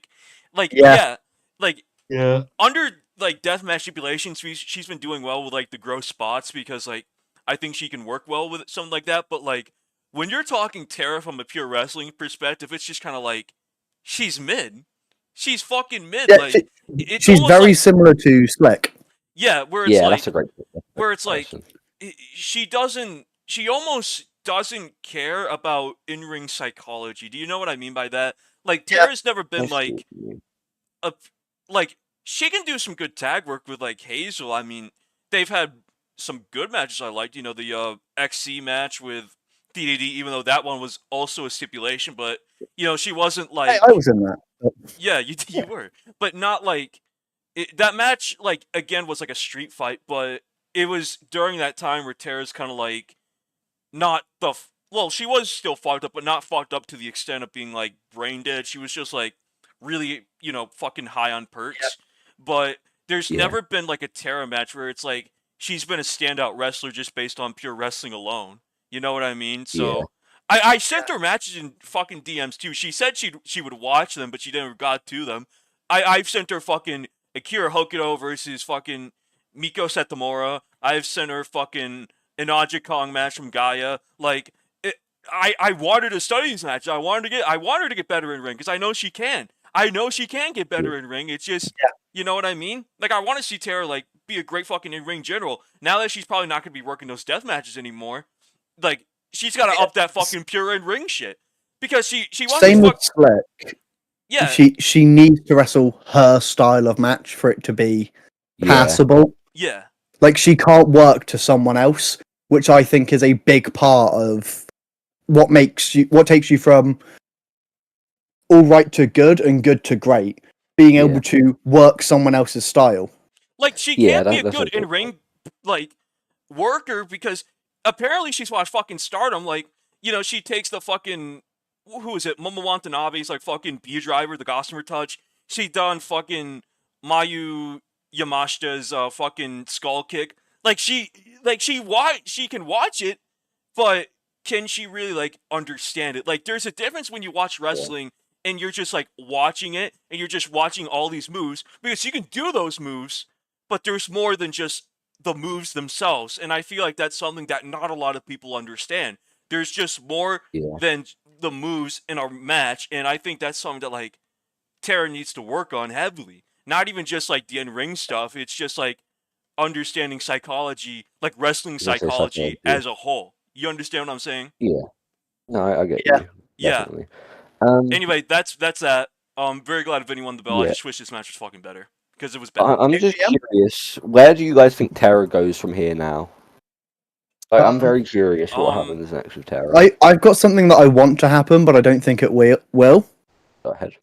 I want Tara to start getting better. Like, stop all of the psychoness and all that shit. I want Tara to start, like, healing mentally. Yeah. And I think she can work with a different character, because as much as I love this character that she's done, I think the oversaturation of this style of character has sort of killed this style of character for me generally. Yeah. Because just everyone in MWA right now has just gone, I'm crazy now. Haha. And I think I understand that a lot of people have done that because it worked well for Gup. Yeah. But I think with how many people are doing it now, it just makes Tara another one of those characters. Yeah. And she doesn't really have the in-ring to make her stand out above everyone else. Yes, she has the character work to stand out above everyone else, but if everyone's doing the same character, it's the in-ring that's gonna push you to that next bit and make you stand out above everyone else. The way I see it is she done so well with this character that I know her character work is like so good that I know even if she were to do another character, she'd do it really well. Because her like promo ability, like with like all the Gossamer shit, I feel like even if she weren't doing a crazy gimmick, which I personally, I still want her to stay crazy for a while. I know it's like because she is the best at it. Simply put, she is the best at it. She is, but I don't think she should sort of be punished for everyone else stealing her flow. Is the way I view it. I don't think she should be punished for everyone else stealing her flow, but I think everyone has stolen her flow. There's gotta be a point where like she needs to try something. There's gotta be a point where like the crazy side of her, like there needs to be a payoff for that, where she eventually like heals again and becomes normal again. I think we need to see that payoff. I don't know when. I don't really care when, but as long as it gets done, then I'm happy at the end of the day. When I say I want her to like stop being crazy, I don't mean like I want this to happen next week. I mean like I'm talking long term. Maybe have her finally return to normal at Execution, and realize like become normal at Execution. Realize Cass has been manipulating her. Babyface Gup versus heel Cass. Yeah, that'd be good. True. Yeah, I can see the argument. I just want to have her sort of get to enjoy this character a bit more That's fair. before she finally like starts. Because I don't know what she does when she goes normal. Is my thing. Like she can do good character work, but I just don't know what she would do. Is the thing. Yeah. But we've spoken a lot about the pre-show. I don't have anything else to add. I think we are good to move on to the let's main just show move on. finally. Yeah. Yep. Beautiful. That brings us on to the main show, and it's opened by our new general manager, Boston. What the fuck? Holy shit! What do you mean Boston the is fuck? the GM in 2025? What are you on? Tell that to me and Jacob in 2018. We'd be like, Boston? You mean that guy who we've never seen in the community? You know, that guy who found in Minecraft Wrestling? That guy? He's the GM in 2025? What are you on about? Yeah. I'll keep it brief because his promo here was really long, to be honest. This was He went, phenomenal. like, Yeah. What a great 12 fucking minutes. promo It this was was. Well, great. it was a fantastic promo, but it was just really long. Very long. And it's sort of like, it was like a long thing to start the show, but his promo, he's fantastic. I love that we're going to have a heel GM. It's such a nice change up from like Cruz. It brings me back to Jacob will get this Mr. Love as GM. Yes, I was going to say that. I Mr. Love was such a good GM. I am so excited for the new character dynamics with the GMs. Yeah. Because, like, speaking very selfishly, I've always had some form of, like, feud with the GMs since I've returned. Like, I've never gotten along with them because I've always been a babyface. Yeah. I am very excited to see if I have a different dynamic with Boston. Or if it's going to continue to be, I'm still a cunt and Boston hates me because I'm a cunt. I feel like Boston will hate you, to be honest. Or if it's Boston likes me because I'm, you know, willing to do anything to win. Yeah. And shit like that. I'm excited to see the different dynamics that this can create. No, this is going to be like super. I'm very excited to see how this I'm goes. really excited for this. Yeah, this is like one of the best choices you could have made. I'm so excited to see how all this goes. But we and I know everyone hates this angle. Give me a new authority. Yeah. I don't give a shit if everyone hates this angle. I love an authority angle. Give it to me. I'll be your evil buddy, Boston, please. I'll be your evil buddy, Boston. No, this is. I'll sell you my soul. I don't think you have one to sell right now. Fuck. But no, yeah, I love Boston. So I'm gonna keep it brief because I want to get into the actual show itself. Because you know we spent ages on the pre-show. But yeah, this is so cool. Colt, what did you think of Boston new GM? What a great! I'm so excited for Boston to be new GM. Yeah. The way he capped off this promo, dude, sent chills down my spine. He's like, "Tell that on a mountain." Like, holy fuck, what a line! This guy's awesome. I can't wait. Oh my god, Boston 1342. I can't fucking wait. I can't fucking wait. An old guy Colt likes. Hell yeah, we finally did it. Drix and Boston. That's the code. Until we show him Drix versus Kong, then maybe it's just Boston. Yeah, fair. Well, I've only seen the entrances. Fair. Well, we're gonna have to react to that on the podcast one day. We will. Yeah, I can tell you That's for gonna be our watch sure. list. I can tell you for sure. Nobody is more excited about this appointment than Kaloki, because that man loves Boston. And I don't even think I've seen him comment on it yet, but I know he's fucking marking out at getting to like work probably with Boston at some point. Boston's theme will forever give me chills. Fucking Music Lovers intro. Anytime I hear the fucking "Go tell it on 'em out," like I will, no matter how many times I hear that, if it's 3 times in one night, I will always pop for that because that fucking intro is fantastic. Yeah. And the fact that that's like, I honestly I didn't know till the Hall of Fame that was fucking like someone formerly in like Minecraft Wrestling in Music Lover. I always just thought he found some like old timey song, like took that from it and then put it before his theme. I was like, okay, this is cool. And then he's like, Music Lover, who sings my intro. And I'm like, what the fuck? What do you mean that was a real person? Great voice she has, by the way. Cool. Fantastic voice. Her voice is fantastic. That's genuinely why I was like, what do you mean this was a fucking former Minecraft wrestler who can sing that well? What do you mean? But no, yeah, that intro will forever pop me. I'm so excited to see the future under Boston. Yeah, I don't have anything else. I'm so excited for this new era. Hell yeah. You guys got anything? With me at the helm! Wait. You guys got anything? Helm, like boat. Anything to add?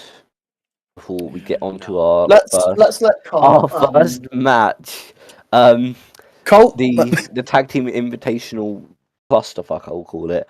I will let Colt start us off here before I get into my thoughts. Let's just let Colt be the only one to speak, because I feel he'll cover what we have to say. All right, I can talk. I'll leave him mute. I can talk. Yeah, go ahead. This shit sucks. This match is horrible. Fucking bad. What the fuck? No, we need to talk about so much shit in here. All right, so I'll take accountability. Wait, before we get into the actual match, yeah, what's up? What the fuck was Aliku wearing? I had to make this attire. He said, "No, you know what? Give me a Wednesday Addams attire. Make Jacob Cage." He did, and I was like, well, "What the fuck? You know what? Fuck it. I'll make it. I'll fucking make it. I won't give a shit." So I had to make it for him. Fucking give it to. I didn't want to, because I was like struggling to make the attire the entire time, trying to make it look at least halfway decent. I was like, "What the fuck? How am I supposed to make this look good? Like, what the fuck is this guy?" This guy had such a great, okay, the Squid Game entrance from Extreme Chaos, that was great. Like, I can get behind that. The storytelling, it was on par with that. Like, I can get behind that. The Squid Game attire was fucking awesome. That was great. The storytelling was key there. What did he need to do Wednesday Addams for? Why? No, because it's not even the fact it was Wednesday Addams. It's the fact there was no context to it being Wednesday. He said he had the fucking Academy logo. Bitch, it was 4 pixels! How am I supposed to get that connotation? What You the look fuck like is wrong Neil with this guy? Cody! What the fuck? This guy was world champ a month ago! A month ago! He was world champ a month ago! Faywin! And he fucking degraded himself to this level! Faywin fucking sucks right now! Faywin was called the face of the company! This guy fucking fucked himself in the ass! Penetrated himself! Now he sucks! Aliku did the fucking Cody Rhodes gimmick for a long time. So when he comes out in a black suit with his hair dyed black, my immediate thought is, oh shit, he's doing heel Cody now. He's gonna turn on Cage. I spent that entire fucking match waiting for Aliku to turn heel on Cage, just because I think it'll be fun to see Aliku do something heel, do something different. But fucking no! He just helps him up and fucks off like he didn't take any damage in the match. He literally goes, "Come on, Cage, let's leave." Helps him up and literally, no fucking selling, walks to the back. Fucking Austin Aries when he lost his TNA title. Fuck off, dude. The match itself was fucking bad. Like, you could have convinced me that this was fucking 6 people who were fucking drunk just hitting each other. Not even with buttons, just fucking hitting each other. Like, all these guys were fucking drunk, out of their mind. They didn't know what the fuck they were doing. Like, this is just fucking a brawl between sloppy fucking... I hate everyone in this match. I'm so disappointed in everybody. Yeah. I'm disappointed in Faywin. I'm disappointed in Kyle.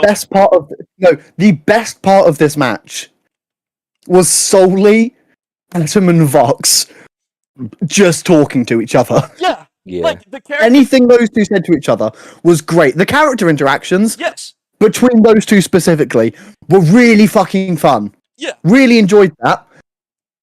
Why couldn't you do that for the rest of it? They're guilty by association. That's my verdict on it. They are guilty by association. Guilty by association. Fuck you both. Vox, we were starting to come around on you. Fuck you, Vox. This is why I'm not playing fucking Kirby's Air Riders with you. Fuck you. I hate you. You disappointed me, Vox. I'm disappointed in Vox, Adam, Faywin, Kyle, even Aliku, Jacob Cage being played by Wolf. Jacob Cage, we're disappointed in Jacob Cage himself. We're disappointed in Wolf. Yeah. We're disappointed in Jacob Cage for not fucking showing up. I don't know what the reason is. I feel like I read it, but I fucking forgot. I don't care. This is bad. I didn't like this. This was just I just had to do funny bits on commentary. Look, you main evented the last pay-per-view. Wait, no, we didn't. No, he co-main evented. I thought we main evented. Co-main. He co-main evented, walking in as the world champion. And that's not it. Then you got fucking Faywin, face of the company, as Duck would say, face of the company, fucking having the reign of his life, the peak Do you of want his to know where I career. think this match completely fell off? Where? The start. When they let it start with Kyle Cardova and Aliku. Oh my Yeah. fucking god! Where? You no. have Feywind and Atom in this match. Get us intrigued by starting with them. Please build my intrigue. Don't like imagine going somewhere and the first thing you see is two retards fighting. How excited would you be? Two retards throw some hands. Thank you. What the fuck? Like you have nuclear bomb. You have nuclear bomb, and you went. Let's put the two fucking coughing babies. Fuck off. Let me watch the good one, Vessel. Fuck this shit. No, I don't want to see Aliku anywhere near a world title. I don't even want to see Feywind win a world title again. That's how bad this match was. I want to know the best thing that happened from Aleku's world title reign. It What? made me a 3-time world champion. That's the True. best thing it did. True. I was going to bat for fucking Stat pad. Feywind too. I was saying, man, you know what? I don't like his booking. I think fucking Nook should have him in the world title scene again. I think he should have been, in that main event shit, maybe a feud with Cass. I don't want to see him near it now. He fucking ruined it. He ruined it. He has Big degraded issues. himself to this level. Tag wrestling was on the up and up. Yeah. We had a fucking banger tag match 2 weeks ago. Yeah. And then also a tag match from people in this match. That match really was a bad omen, wasn't it? It was a fine match, but this match This was certainly not. This was like one of the Sorry. last cruise decisions too in kayfabe. What a shitty way to No go wonder out. he Fuck was you. I'm fucking glad he's not GM anymore. Yeah, he would have. You know what he should have done after this match? Like if they should have Killed himself. Fuck me. No. Like him and Nuck were in DMs, right? And Nuck was like, "All right, this is gonna go two ways. If this match is good, don't come out, don't do anything. If this match is bad, come out and shoot fire all of them, and then I'm gonna ban them all from the server, and they will never be seen again. You will never see a Liku type in this chat. You will never see Kyle Cardova type. Tim Smith got demoted. Tim Smith lost his rank. Tim Smith was getting better. I was enjoying what they were doing. They should have just let Tim back on the roster at this very moment. They should have just fired someone in this match and gave Tim his spot back. That's what should have happened. Swap Vox and Tim. Put Tim in the book club. Sorry, Tim, we weren't familiar with your game. Why not Kyle? I'd rather have Kyle out of you. Get Kyle out of you. That's man. fair. This match made me miss Tim Smith, which is not something I think I would ever fucking say. Justice for Tim? Question mark. Oh, what You a know what? Fuck it. Bring back Frost for all I give a shit. Maybe He not could put that- on a maybe better not tag that match bad. than this. Bring No. back Omega. Yeah, you know what? Oh, Omega should have Jesus. came out at that very moment. At the end, he should have just kicked all their asses. He should have just came out there, fucking kicked all 6 of their asses, and then fucking left, and then never to be seen again. That's his one and only return. I would have enjoyed it more. Exactly. Like, okay, listen. I know I was dreading about my, really bad fucking tag match. I think this is worse. Mate, Oh, this this tag match makes yours look like the greatest tag match to ever fucking happen. This tag match makes my tag match look like fucking Misawa and Kobashi versus a fucking Toshiaki Kawada and Akira Taue. I was going to say the exact same 69.95. The Ascension tag match was at least funny. Exactly. It got That a was at reaction least out of me. funny. It got a reaction. You get a reaction This from shit watching was that match. just bad. Dog shit. Yeah. Terrible. I was just sat here waiting for it to end. Yeah. No, See, I was okay. I just intrigued. remembered something. This match was so bad. I whispered Nuck during it, and I said, "I think I'm gonna bring the chip eating bit back," but he didn't. But he told me off in whispers. I was gonna bring back the chip bit for this fucking match, but as soon as I said that, it was over seconds later. So This match made me want to find the wheelchair emoji. Jesus. shit. See, there was only one reason I was intrigued in this match to start, and that is because Nuck told me to keep rolling after the match. So I'm like, okay, at least we'll get a heel turn out of this. No, it was completely unrelated, and we got something significantly better out of it. A million But I times was just better. waiting for A like, the tag bajillion match to times get like. better. I was waiting for the tag match to like get going or do anything after the match, and then nope, like Jacob said, Aliku and fucking Cage go backstage, and nothing happens. Just Great. he doesn't even help Cage backstage. He helps him stand and fucks off. Alright, fat man, let's go. He went, "Get to your feet, you bum." This was Bye. this was a mess. This match sucks. This Let's shit move was on. hot fucking Yeah, I was ass. gonna say we said so much. This was not a good match. I'm sorry. People said they wanted criticism again on the podcast. Let's fucking give it to them. This is critical. This was shit. All We six of you. sugarcoating you no more. All six of you. All of you should be so disappointed.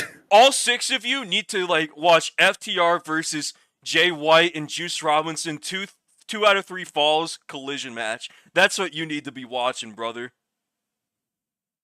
Okay. Yeah, I think that's a good place to move on to why I kept rolling after the match. Because that brings us on to Schiff. Hi, Schiff. What are you doing here? Schiff is covered in blood already. Did Schiff fucking murder Doppel? Yeah. Maybe. I hope so. They still got the belt. Doppel is nowhere to be seen. So Schiff, he hosts an open challenge for, quote, his Spotlight title. And who comes out?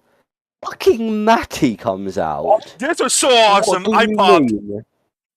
I fucking popped so hard. I told you both that Matty would come back. None of you believed me. This is another thing I was right about. I predicted the future here. Matty's fucking back. I fucking predicted it. You didn't believe me. I was fucking right all along, motherfuckers. Okay, I just want to preface by saying I like this 10 times better that it wasn't a like a prime Matty's peak wrestler match. Yeah. I like that this was old, washed up Matty who was just paid with some Jack Daniels to get in the ring. Coming out the fucking walk by Pantera. Yeah. Matty put on a better match by being hit with moves and doing basically fuck all than half of the roster could put on generally. True. Yeah. That just shows how fucking good Matty is. That man is the best to ever do it, in my opinion. The best to ever step in the Minecraft wrestling ring. This match fucking ruled. I love this so much. This was awesome. This was just like it was like never gonna be like, you know, like 5-star peak because the character Matty was running here. Like if it was like an actual match, it definitely could have been. Yeah. But Easily. like just the fact that Matty Actually, was no, the crowd reaction wasn't that good. I would have given it 4.75. True. Yeah. This. Oh fuck. Yeah, no, this whole character work from Matty, where he was just like being old, holding his hip, fucking misses the moonsault, hits the barricade and shit. Genuinely peak, genuinely so funny. I loved it so much. I'm just so glad we got to see Matty back. Him hitting his head on the table. Yeah, I was dying. twice I loved as this well. match. Twice. I Twice as loved well. this match so much. Fucking good. This man got CTE. I started speaking to Rock in the crowd like midway through when he was doing the table spots, and I was like, "So I hear there's going to be an opening for Counter Strike. I hear Tim Smith is a free agent now." And it was just so funny to watch. And that's all I really got to say. It was funny. It was great. Considering Doppel couldn't be here, this was a great little shift, and it gave Shift a big win, even though it was like an off peak Matty. I want to mention that He still got a win over Matty. Matty kicked out of the fucking Psycho Driver, which was He so did. fucking insane. Slash me kicks out, fuck you, or whatever the fuck he said. So good. Best slash me ever. This guy fucking I love rules. Matty Coolest so guy much. ever. The go. I love Matty so much. I don't Matty have is that anything guy. else to really add though, other than this was a this was so Such fun. a good match. So Real fun. good. Such a good match. Do you guys have anything to add other than this was really fun? Or Call me Not really. crazy. That Call me about it. crazy. But I want to see Matty have a run with this exact character. Like, I think Taco That would put be it really perfectly funny. That would be like- really fun, but in his like little He review won't. thing that like, you know, Matty is kind of like that 97, 98 like WWF Terry Funk kind of character where he's like past his prime, Yeah. but he's like a brawler type. If God would let us, if fucking God himself would allow us to, I'd want Matty back for like a run. For like a fucking Yeah. old head that's past his prime, but you know, he's Yeah. still fucking wrestling, kind of like Randy the Ram That'd be Robinson fun. kind of shit. I want to see that run. That'd be- I want to see him win the TV title. I want to see him defend it weekly. I want to see him fight new people. I want to see fucking Matty and fucking Breezy. I want to see Maddie and Jimmy. I want to see Maddie and Dobby. I want to see Maddie and Avery. I need it. I need it. I need it right now. Give it to me now. He doesn't want to see me, Rez or Maddie. Well, I want to see Maddie and Misty before I want to see you and Maddie. Sorry, Jacob. Matty and Misty would be crazy. Yeah. That would be fire. Fuck. God, we need one more run if God would allow us. Matty, please come back. We have so many good matches to get out of you. Please, Matty, please. Yeah, Anyway. I don't have anything else to add. Do you guys? No, but Rez didn't. Fantastic I stuff. in NGP dub. It was fun. Amazing shit. Yeah. Amazing shit. That brings us on to our next match, which was okay shit for me. It was a good match. And I said this in my question of the day. It didn't even come close to Horizon 1, and it shouldn't have. Yeah. Just because of the story they were trying to tell. It was like Jimmy is like his character is phoning it in right now. He doesn't care about wrestling right now. He's phoning it in. He's phoning it in. Jimmy Sins, he's phoning it in. We tried to chant that about Okada at Forbidden Door.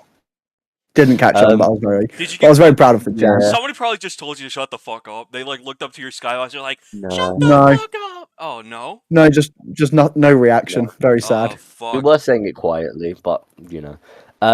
Yeah, this match was fine. I didn't expect it to be anything more than fine. Like I said, because of the character. The build itself was also fine. It was fine. Everything about this match just screams fine, except for the ending, because there's a new member of the SES, and it's DMK. What the fuck? Fuck yes. Fuck yes. Fuck yes. Dick munching king. Rory's finally on the main roster again. Let's fucking go. I was gonna say I would have preferred it to be Rory the character because they've been doing really good work, but I understand why it wasn't with the Misty like tie-ins. But the fact that we're getting to see Rory on the main roster in any capacity, I am fucking thrilled about. Let's go. I think seeing Misty and Rory work together, just like not as like Misty and Rory the characters, but as like Misty and Rory who are like good friends and like have good chemistry with each other, like in Twitter chat and stuff. They make me vicious. Yeah, I just think seeing those two like interact as like DMK and Misty, I think it'd be really funny if Misty's like, I fucking hate your sister. Why should I like you? I think that would be really funny. But I love this like iteration of the SES. It's fucking absolute monsters. And if they add Jacob Case, like we said, it's just a perfect group. You've got comedy, you've got upcoming star, you've got technically veteran returning, and you've got like a charismatic leader in Breezy. That's all you could ask for from a faction. Yeah. But yeah, the match itself, I like that. The new evolution. Jimmy did a good tiger feint. Mystery. Yeah, I like that Jimmy did the tiger feint. That's about all I really remember. Me and Nuck popped so fucking hard on cons for that. Because Nuck was like, Jimmy, do the animation, do the animation, do the animation. And then he fucking did the animation. God, so good. And it was clean. But yeah, that's all I have to say about it. Fine match. Very excited for the future of the new SES. Yeah. What did you think of this, Colt? Yeah, it was great. It was a good match. Again, it's not anything Horizon 2025. Like it's no. We're not touching that at all. But like even then, it's just like, I feel like the DMK return like kind of overshadows. I guess I would say I feel like that's a bit. Yeah. I was gonna like hesitate on saying like overshadow because it feels a little too extreme to say, but I feel like the talking point of this match is the DMK return and the fact that DMK's in the SES. This felt like a vehicle to get to the DMK return. Yeah. Yeah. Like it felt like they ran this story because they were like, yeah, everyone knows there's going to be another member of the SES. Let's try and convince people it's Jimmy. Swerve them, DMK. Yeah. I think it would have been much better to have like have that finish, no DMK involvement, and then after the match, as like if you think back to the first fucking like SES sort of thing when it was Pico versus Jasper, and Jasper's like, fuck you, I don't want to join. And then Saints was like, well, alright. And then Jasper gets jumped by Pico, who's in the SES. I think having Breezy be like, come on, Jimmy, join us. Jimmy's like, fuck you. And then he's like, well, alright, DMK, come on, bang. I think that would have been such a like amazing parallel. And I do agree that it took away from the match a bit, even though it wasn't like the most tremendous work ever. I think like giving DMK or Rory, I'm just going to refer to them as Rory, their moment after the match and sort of making a big spectacle out of that, rather than oh my god, DMK's back. Match I will ends. say, I would have DMK's still preferred. back. I would have preferred if it was the Huntress Rory Yeah, instead of DMK. yeah. But I do understand them not I get wanting why they didn't. the indie but, people. yeah, It's just upsetting because I think the Huntress Rory's a much better character. yeah, I agree. Rory's been doing amazing I wouldn't work fine in either way. BPW, If I'm but- just if I'm honest, like, yeah, you're Yeah. right. I'm just It's glad not. Rory's on the main roster again. Yeah. I'm glad Rory's up there, but I think the only thing that could have made it. This is very like nitpicky of me, I will say. Yeah. Like that's my only real issue with that. I wish it was Rory and not Yeah. DMK. Yeah, that's fair. Yeah, no, I'm just really glad to have Rory back on the main roster in any capacity because they've been doing fantastic work in BPW, and just the indies in general, really. But Yeah, fantastic shit. Seeing DMK in the thing, it's just a monster group now. It's like it's not got like star power in like the veteran instinct, but it's a fantastic group of like relatively young people. Are we good to move on to the Drick segment? The trick segment. True. I don't have anything else to add. Do you guys have anything else to add? No. I was just responding to people who were saying day. they were waiting. That brings us on to Richard versus Avery Burns. Fine. It was fine. The match itself, fine. Match itself. My favorite part of this match was Colt's commentary on Rage. Yeah. I was stammering the entire time trying to figure out an explanation for, like, because Nuck was asking me, like, okay, so why don't you explain to me, like, how do you think Drix is, getting in the Rich's head? And I had to, like, and you could hear me, like, stare on commentary, because, I'm thinking of this on the fly, thinking of something, and trying to, like, remember the promos, and trying to how to, like, tie it all in. So, we talk about how Drix is canonically blind. He has stated that he is blind. How did he hop the barricade? No, okay, we need to talk about this. We need to fucking talk about this. I think Cass made this a great man point. is blind. Yeah, okay, so, again, I need to preface this again.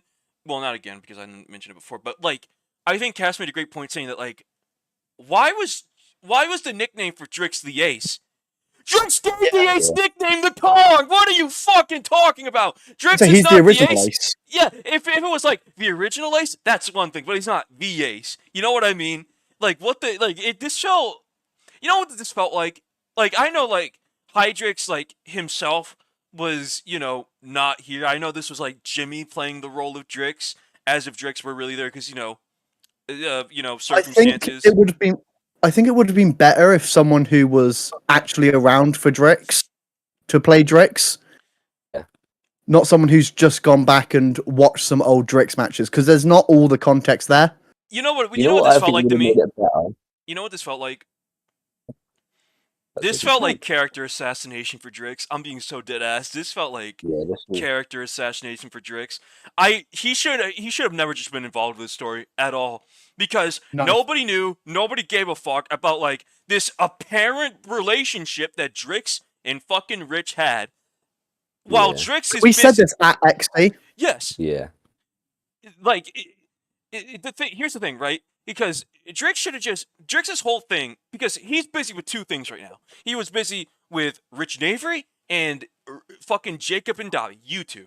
It should have just been, he should have just been involved with your guys' stuff, not fucking... We did not ask for Drix involvement. All I'm saying is that shows where the priorities lie, IMO. Yeah, it's just... Yeah. He should have just never been involved with this at all. Like, this should have, like, Rich should never have, not Rich, Drix should have never been, like, involved with this story at all. And I think that took away so heavily from this match. Me and Dobby built that relationship with Drix in a promo. Yeah. Just because we wanted to show that relationship we had with Drix in case we wanted to mention it. Yeah. Like, it wasn't just us going, we're going to be using this for a story. It was just us going, here's an additive to our relationship. Exactly, yeah. And then Rich came along during the XE story and went, I'm friends with him too! Yeah. Guys!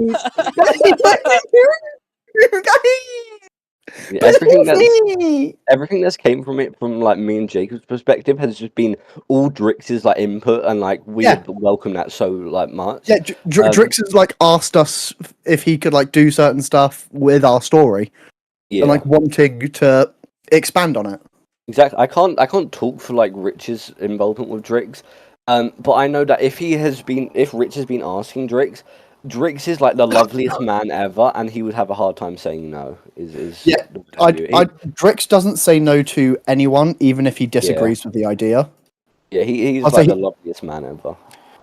I'm not going to like reveal what ideas he doesn't like and who he said yes to, which he doesn't actually agree with.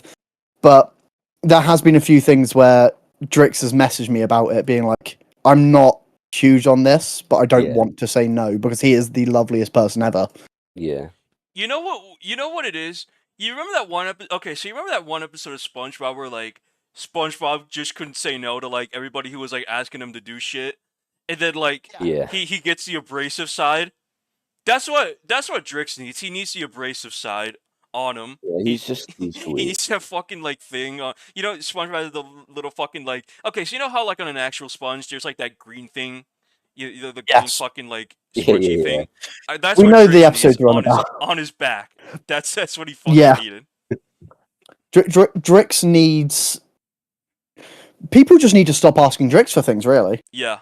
Let the like man live. Drix reached out to me and Dobby about Yeah, his involvement with us, yeah, and he reached out because we are friends outside of Minecraft wrestling. exactly. Yeah. Like he is Once actually again, one of our friends that we talk to a we lot. can't talk for like Rich and Drix's actual Yeah, relationship. We don't know like how close they are, but like as far as our story goes, Drix is a good friend of ours, and like I said earlier in the pod, Drix was like monumental for like helping shape me and Jacob as like young people growing up in the community. yeah. And like we just sort of wanted to repay that and have like the character involvement as well make sense. And I think we built it in a really good way, and we've not overdone it with the Drix stuff. And I think it just is more subtle, and it just makes it look 10 times better. And I will say, Drix was one of the first people to like publicly believe in me. Yeah, Like back gave in you the the day, advice title. back in the day when like everyone was like, "Yeah, Jacob's fucking dog ass and will always be fucking dog ass." Yeah, Drix publicly disagreed with them and then gave me I see. gave me one of his top belts in NGPW You won from Kong as well. that I beat Kong for. Like Yeah. Drix very publicly believed in me. Yeah. Drix put me over him like so many times in like the same vein, and that's how he knew he had something. Like he knew something about me, and all I'm saying is, if Drix sees like Tim Smith and is like, that kid's gonna be fucking fantastic, I'm gonna buy all the World fucking title. Tim Yeah. stocks because that man has some like sixth sense about who's going to be the future. He predicted me.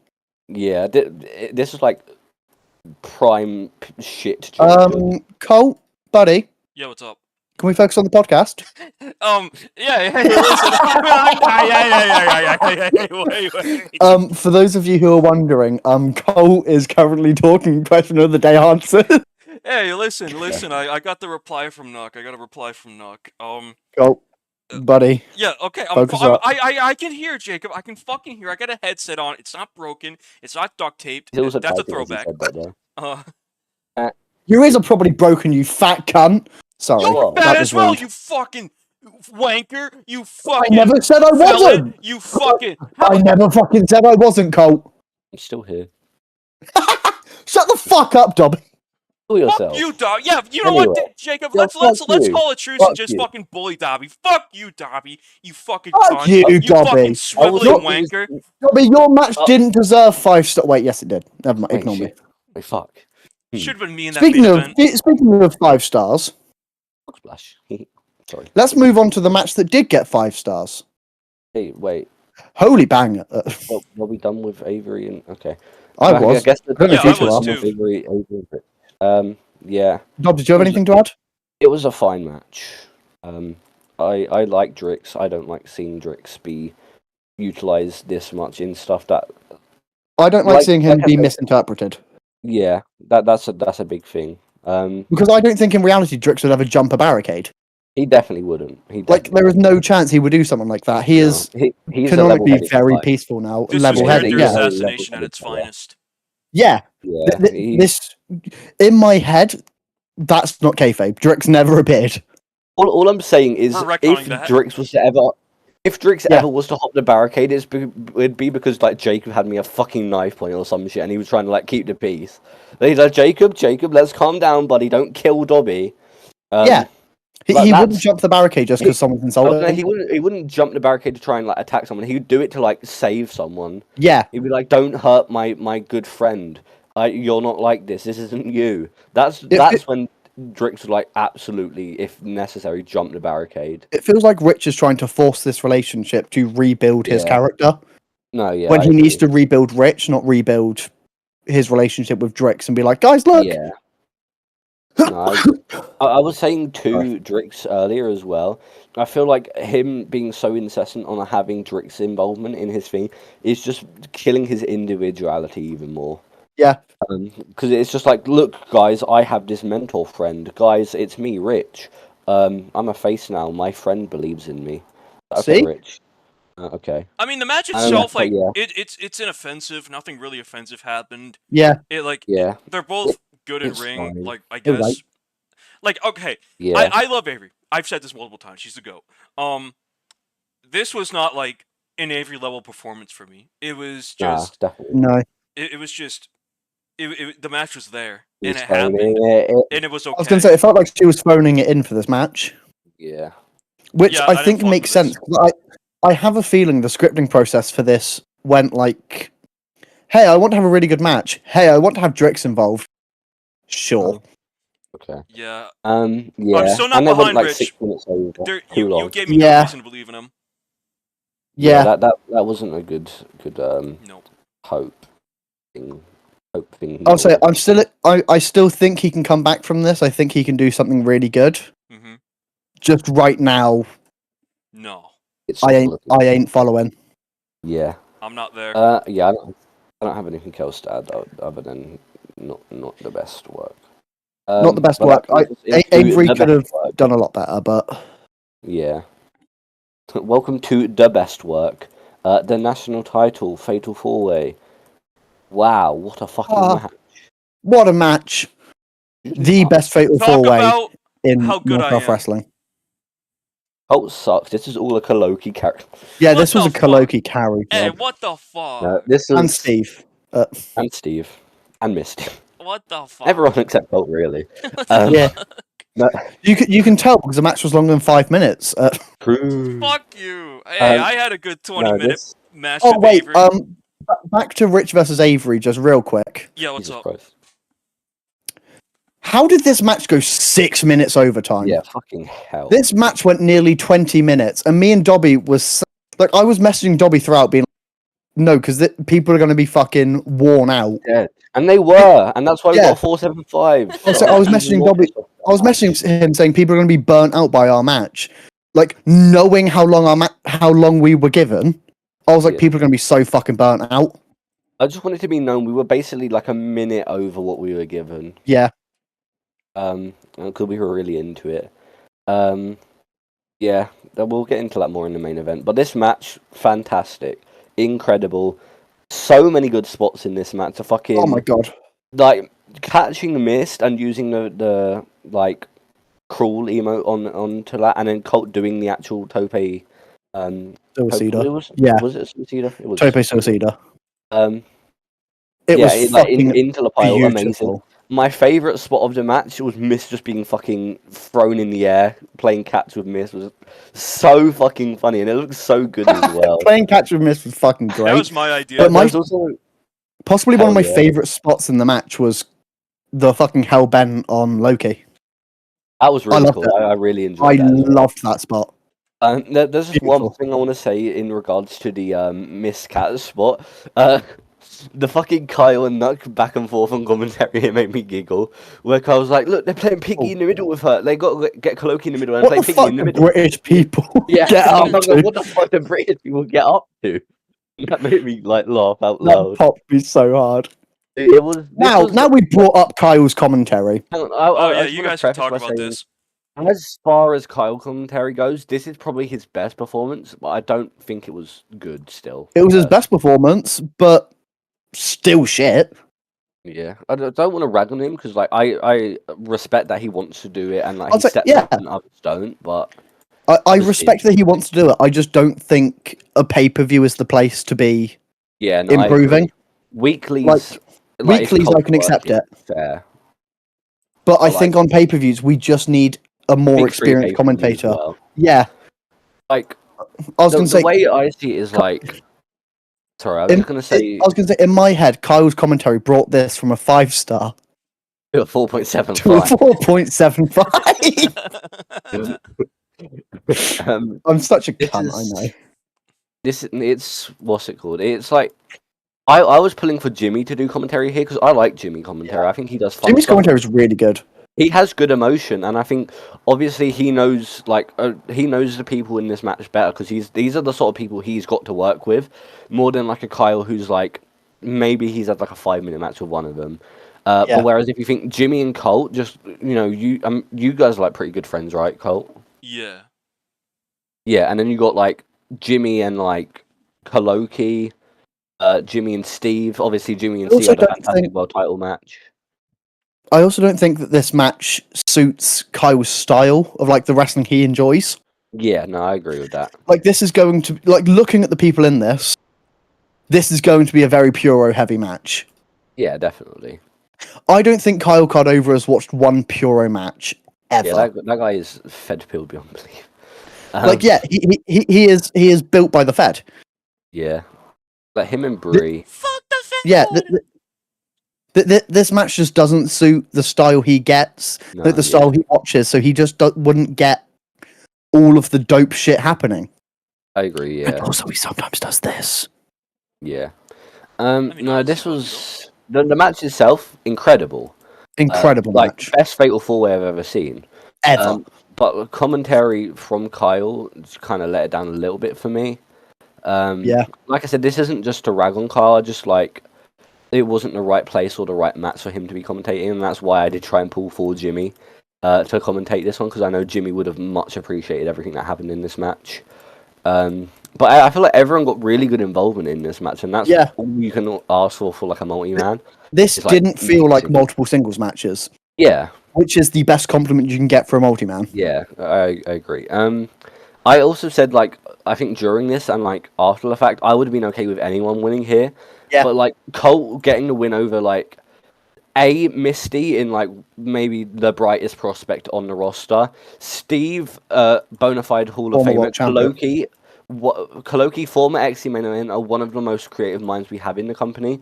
For Colt to get that win, it just like makes him a bona fide star, and it helps the national title out tremendously by having this like defending champion who I'm expecting will have like a very not very but like a long reign going past like 100 days.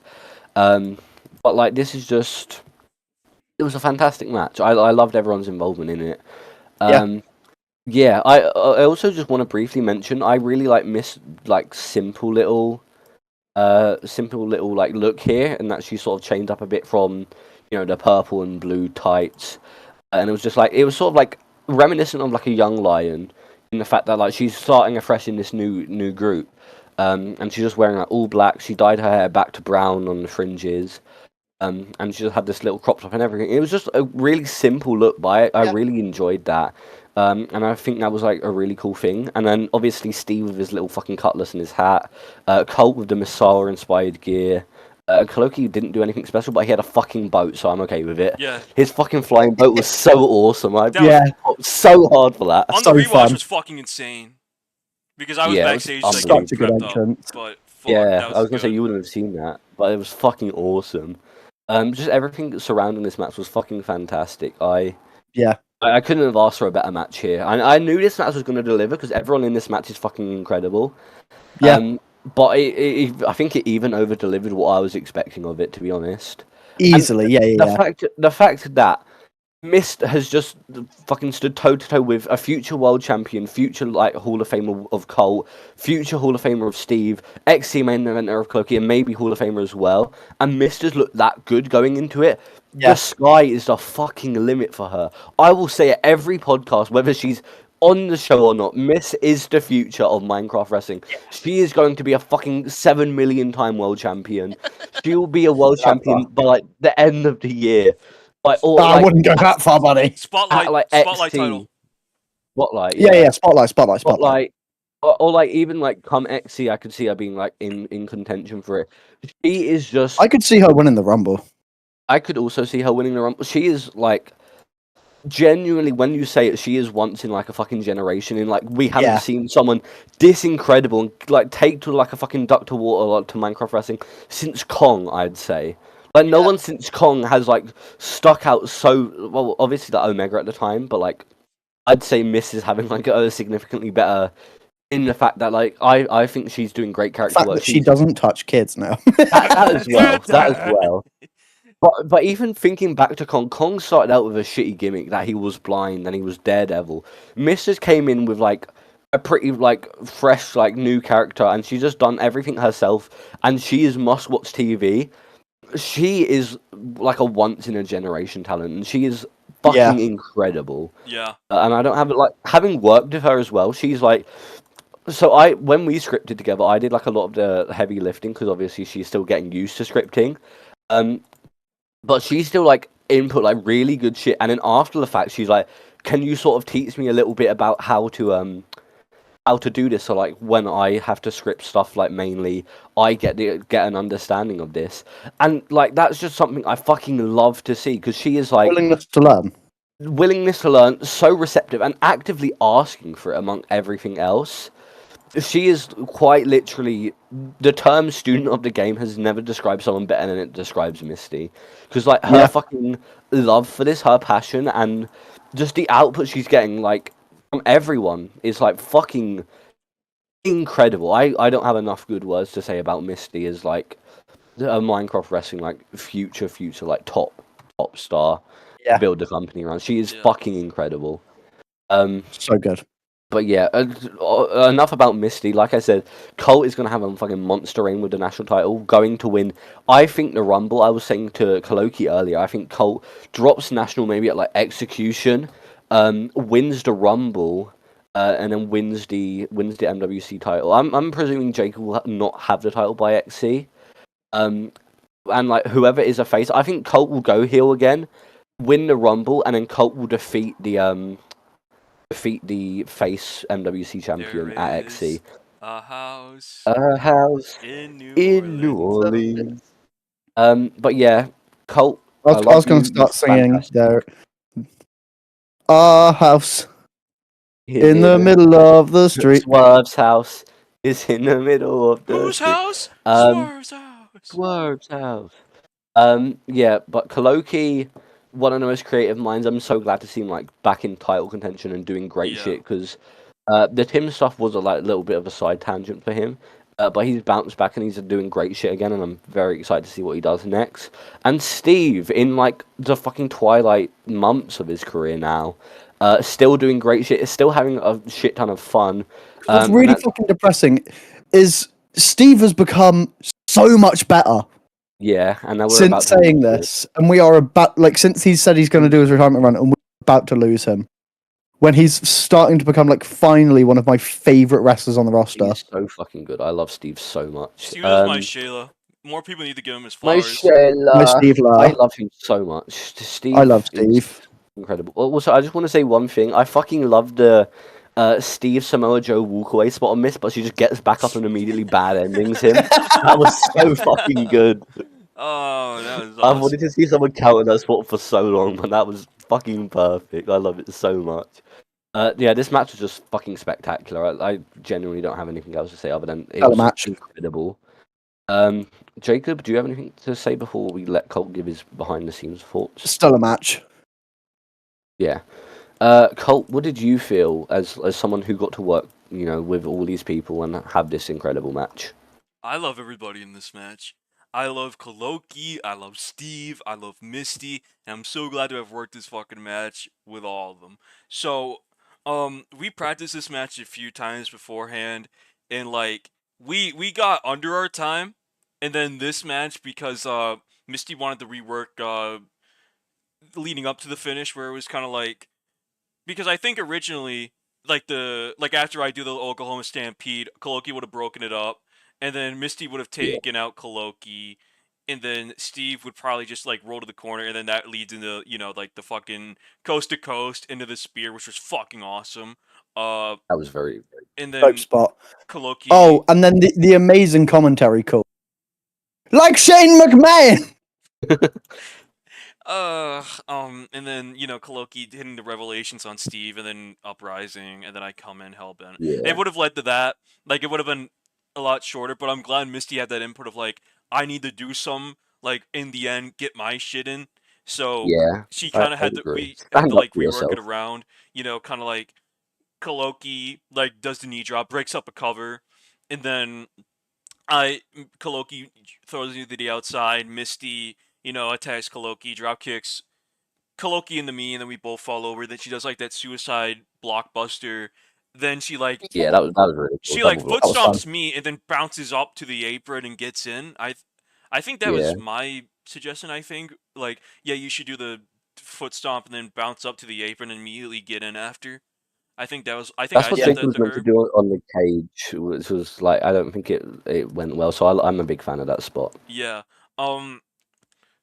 I forget. I think Steve got his swing in. Yeah. Yep. Okay. So wait. Yeah. I mean, yeah, of course he fucking did, but the swing spot was so fucking cool, and it was funny to find out after That that was really EQ was funny. like making Yeah. a swing animation like during the show, and I wish that like they would have finished it like before the show so we could fucking do the swing because I think that would have been awesome. But I don't know, the swing stuff was fun, like Misty getting swung, Koloki getting swung, and then me and Steve looking at each other, tossing Misty around, and then I go for the death. I'm like, "You son of a bitch!" And then he fucking double like takedowns me, and then fucking swings me around, which is fucking. It's really funny. That's like a good bit of comedy in a wrestling match. You know what I mean? Yeah. When it's not like Very subtle. overly goofy, but like funny enough to like fit into a match Yeah. where it, like Yeah. overstays its welcome.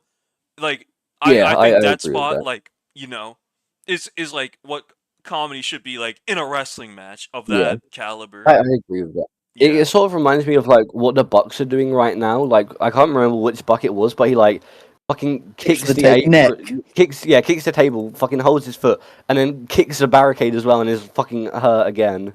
Like that, just little stupid shit like that, in, like as comedy in matches. I fucking love that shit. Yeah. But I actually did want to say one thing in regards to Misty. There is one sort of gripe I have with her. Her special moves are so not memorable to me.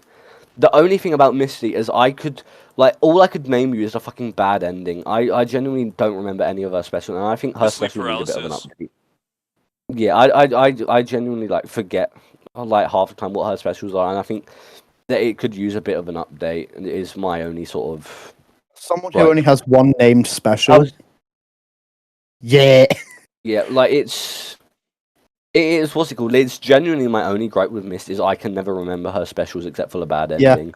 And I think couldn't tell there you needs- what of hers was a finisher or a signature when it's hit. Yeah, I think she needs to sort of like maybe like bring in some new shit now she is in the SCS and like Yeah. just sort of like workshop her specials, and then she is like quite literally on her way to being like the perfect wrestler. But yeah, no, that's genuinely my only gripe with Mist. But other than that, this match fucking incredible, great shit. Congrats on retaining Colt. That's all I gotta say. You guys got anything to say before we get on to the 4.7? I mean, sorry, the main. I got nothing else to add. Yeah, Colt.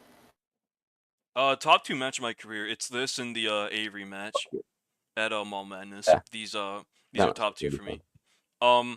Yeah, let's go on into the main event. And it brings us into the main event. Me and Jacob. Oh. The 4.75 special is 4.75. And it wasn't even our fault because crowd being dead, not our fault. Fuck you guys. I know it's been a long show, but Jacob was there. I obviously I wasn't chanting because I was on camera for the entire show.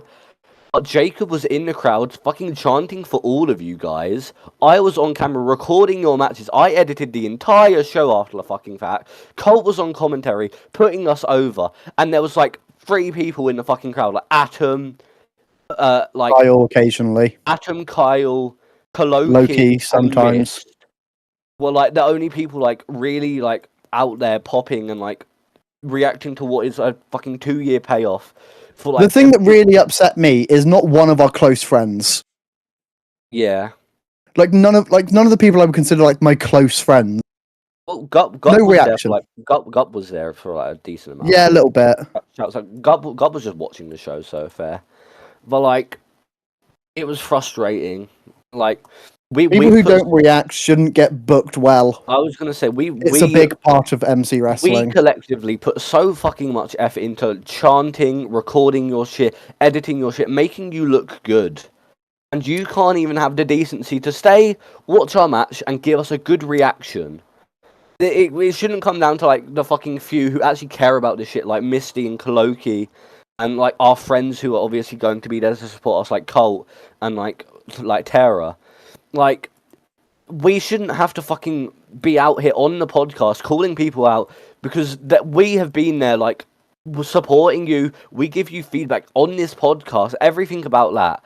And you can't even have the fucking decency to, like, look at us and be like, hey, we like, appreciate everything you're doing. What's it called? We'll give you your flowers. We'll react to your match. We'll make this fucking 2-year feud, like, pay off or worth it. What happens is normally when people don't react, it's because they're paying attention to the show, so they can give their thoughts and question of the day. Yeah. 3 people. 3 people. What's the fucking point? And Taku fucking says the crowd is one of the reasons, and it's like that's not our fault. We put on a fucking great match, I think. Yeah. I can definitely see the point of the like. Yeah, it was a bit fast paced. But like I said, like he said as well, it's an adrenaline thing. We had 2 years did that intentionally. Yeah, we wanted to like basically make it jockeying for position for the entire match. Just like these 2 guys want to prove one is better than the other, and eventually Jacob was the one to do so. And Jacob finally gets his clean win over Dobby.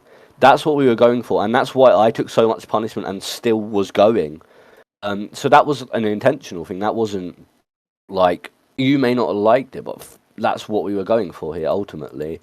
I'm just so fucking frustrated because I was so happy with this match. Yeah. Me and Jacob were so happy with this match, and like everything that went into it, and like with the fucking cage breaking, the like top of the cage breaking, the fucking cool Wexler slick stuff, the like Jacob trying to use my moves, everything. I think everything in there was a 5-star match, and we are let down by the fact that people were not reacting to us for the most part, and to the like fact that I guess they didn't really click with our story that we were trying to tell. It just frustrates me to no end because we have put so much fucking like work into like everything here in the community, and what we get in return is like the true students of the game reacting to our match, are like a few of our friends reacting to our match, and then there's even like some of our friends who weren't even there for it and like not reacting and everything. Like fair enough, Nat was reffing. Nat did a fucking great job reffing. She made it feel really important. Yeah. I fucking love you, Nat. I don't even know if you listen to the podcast. But fucking hell, I am tremendously I cannot put into fucking words how frustrated I am and how underappreciated I felt after that match because people essentially cost us a 5-star match.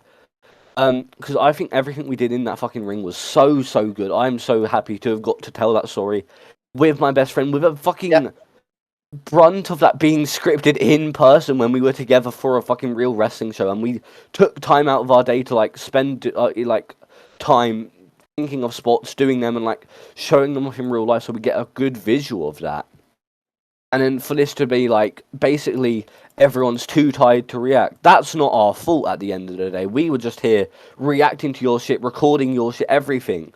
And then we can't be given that fucking common decency back. And that pisses me off so tremendously much. And this is probably the worst rant you'll hear from me on the podcast. Because I am unbelievably frustrated. Disappointed. Yeah, frustrated, disappointed. I can't even... It's not even a case of, like... You don't need to, like... have a specific crowd chant. Just because you don't have a crowd chant doesn't mean you don't need to react. Cheer for the good guy, boo the fucking bad guy. Yeah. That's all we asked. Like, it's not like we're expecting you to come up with some like insane creative chant. We just wanted a reaction. Yeah. I'll say after I spent that entire fucking show reacting to everything. Yeah. Even if I didn't give a shit about the match. I'll say go back and look through the fucking tag match. I didn't react a lot because it was shit, but yeah, but like I was one of the few people reacting. And that's why Oh, I can appreciate. No. I'm going to fucking talk about this now. Aliku, you're a cunt.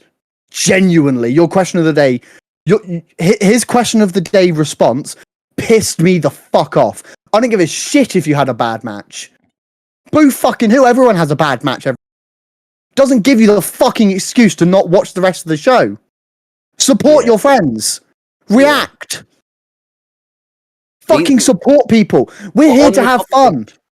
On the topic of like reacting, the reactions and like the fucking everything that sort of like came from the crowd reacting and taking to Aliku's character got him to the world title.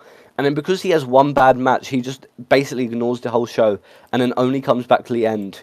Like, you missed out on fucking so much from this show because you were basically hung up on your own thoughts. And that... Because you're having his fit. That frustrated me to no end because it's such a diva thing to do.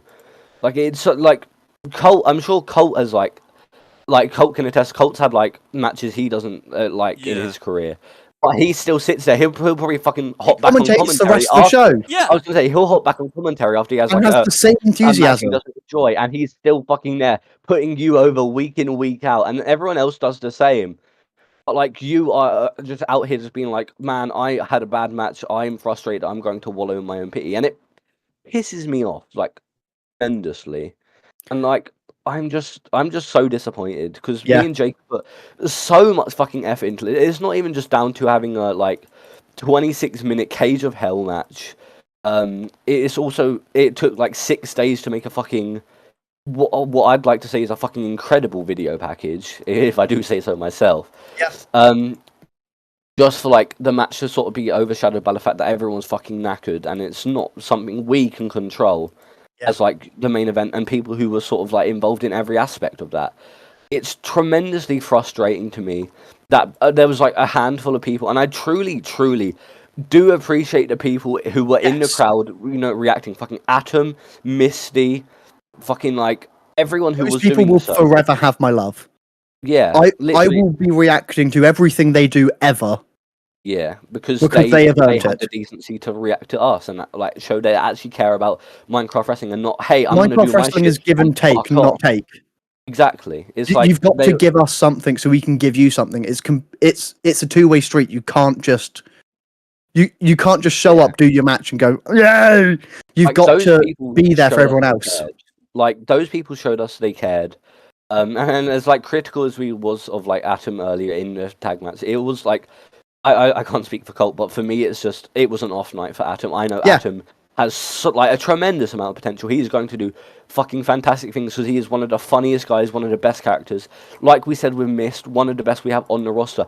And it just shows these people fucking care about Minecraft wrestling. They don't care about Misty. They don't care about Atom. They care about the entire community. They care about the product. They care about everything to do with Minecraft wrestling. And it just pisses me off that you can't give the fucking decency to give a fucking Heatwave main event 2 years build and like what I think was a good story this run as well.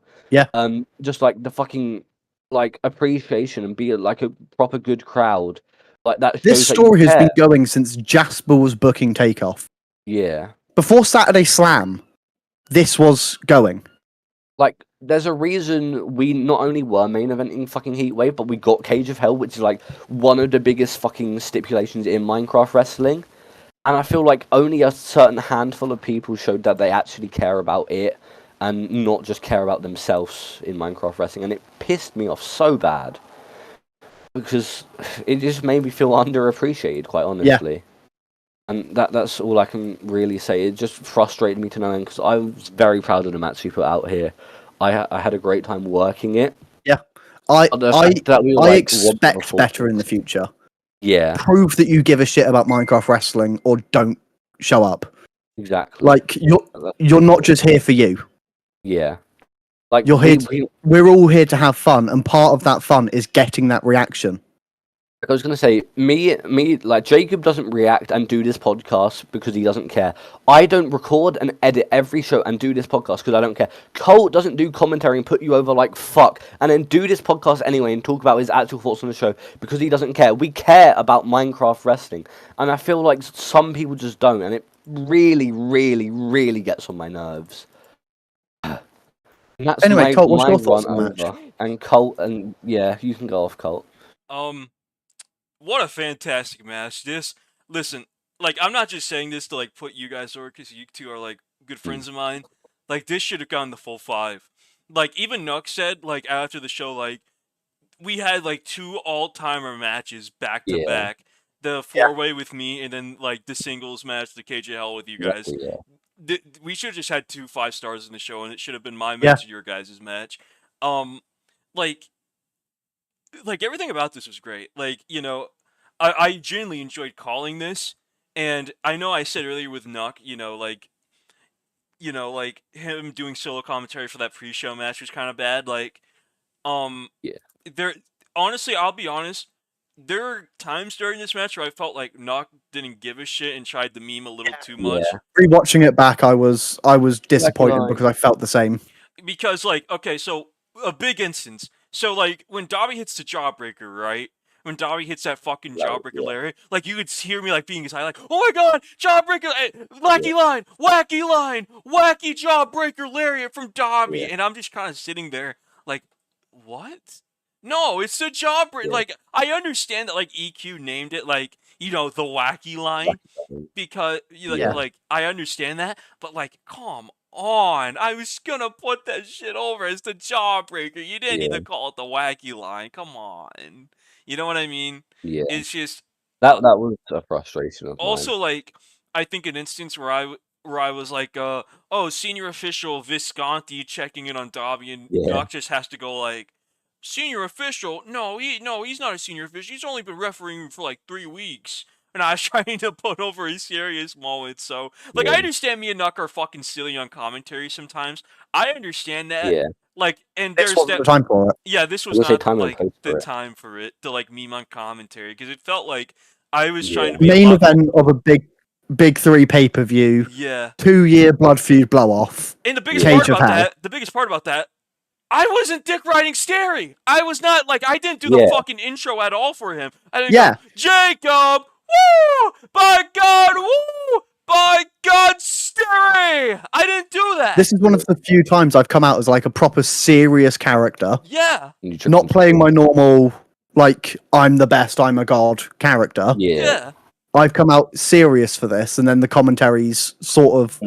It's the one time it's not serious. Yeah.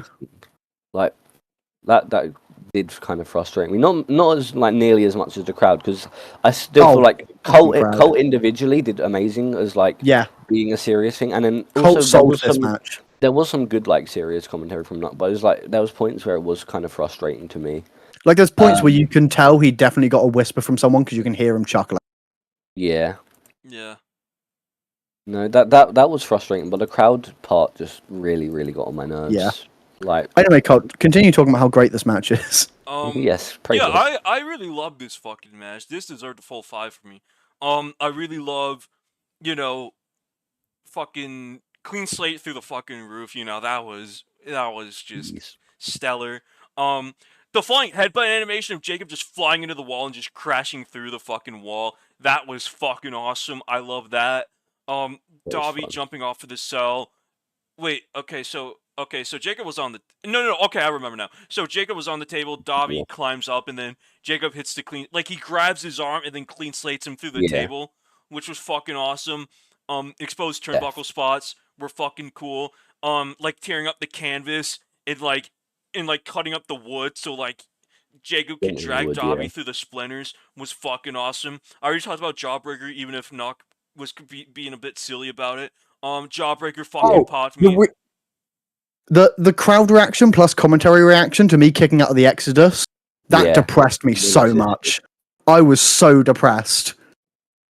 Like, there was no reaction to it of me kicking out of Dobby's finish Yeah, onto exposed wood as well. onto exposed wood. Like, showing he is here to fucking like beat the can't beat Dobby allegations, and he did, and it felt underwhelming because the crowd didn't care. Most of the crowd didn't care. I once again cannot talk for like Avery's and not Avery, sorry, the Atom and the Mists, because those are the main two I like remember. Because Atom was very much into it. Koloki was also into it quite a lot. So shouts out Koloki. Miss once again, Miss just loves Minecraft wrestling, and this was like abundantly clear here. Colt was on commentary. That guy was marking out. But like there was just so many people that I wish were there. And I could have reacted that just weren't, and it like really, really made me sad more than anything. Yeah. So thanks, guys. The fucking phone sound effect. I heard that. Good time. Tiffany has low battery. Good job, Tiffany's phone. Yeah. I mean, Tiffany's phone. Excuse me. I'll edit that out. I was gonna say no.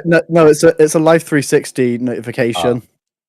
Saying Tiffany has 5% battery remaining. Yeah, no.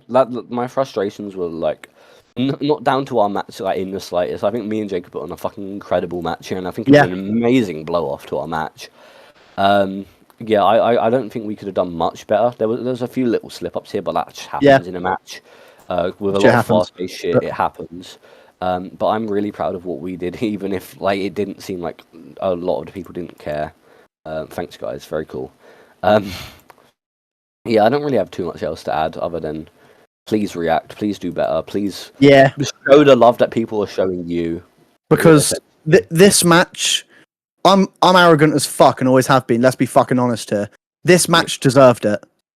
Yeah. This match deserved that reaction because we put on a fucking banger. Yeah. It was an insanely good match. Insanely fucking good. Yeah. And it felt like only a few really cared about it. But you know. What can you do? I'm proud of what we put out there. Yeah. It's a 5 in my heart. Look, it's one man's opinion at the end of the day. It's a wrong opinion, but I was gonna say it's one man's opinion, and also Rich who just like to tag on. Like, I agree with this message, but genuinely, I think it was a 5 in my heart. I'm very proud of what we put out. Honestly, that's what matters to me is that we enjoyed what we did. That's all I got to say. I'm very happy with the match itself. Not so much happy. I do think Taco needs to change his rating though. True, I agree. You know what? Make it 5.25 for the hassle. Yeah, 5.25. We earn it. Maybe even 6. Exactly. Maybe 7. Maybe like break the record. Yeah. I'm just a little sad that the crowd was not into it as much as I would have hoped. Yeah. But because I fucking loved the match. Me too. It was an amazing match. Yeah. Yeah. We like reworked a lot of it like a couple days like before it. We had like a complete different middle spot where like I think it just when we practiced it we just didn't fuck with it.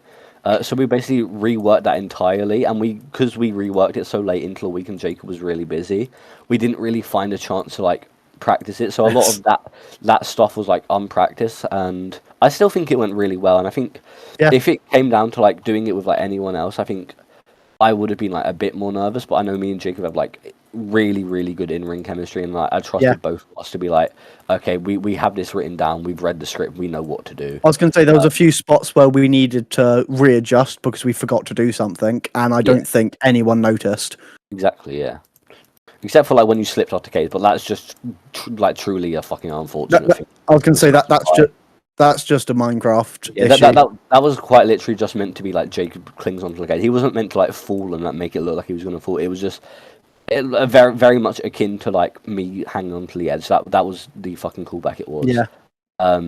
Yeah. But that's should have cut it in the edit. True. But yeah, there was like a lot of little things that frustrated me. But it wasn't. And none of it to do with the actual match. I was gonna say it wasn't to do with the match itself, but Actually, you know, all said and done. One little thing I didn't like. It was just the one thing I think. You know, that could have been done better. So Jacob's leg was targeted throughout this. I feel Yeah, like that's the only I feel like oversight Jacob could have I just had. like sold the leg a lot better, like especially like doing the stomps and then like climbing up that cage and doing like the foot stomp. I think, Looking yeah, I'd say back, I think I rewatching it, started. yeah, we can agree to that. yeah, That But we I can don't attest to. think We were it's just enough to excited. drop it 0.25 Yeah. stars. That was just like really early on, like, and we were obviously in person, so we were like, anticipating fucking Forbidden Door the next day, and we were just sort of like, okay, yeah, we're hyped up, let's do this now.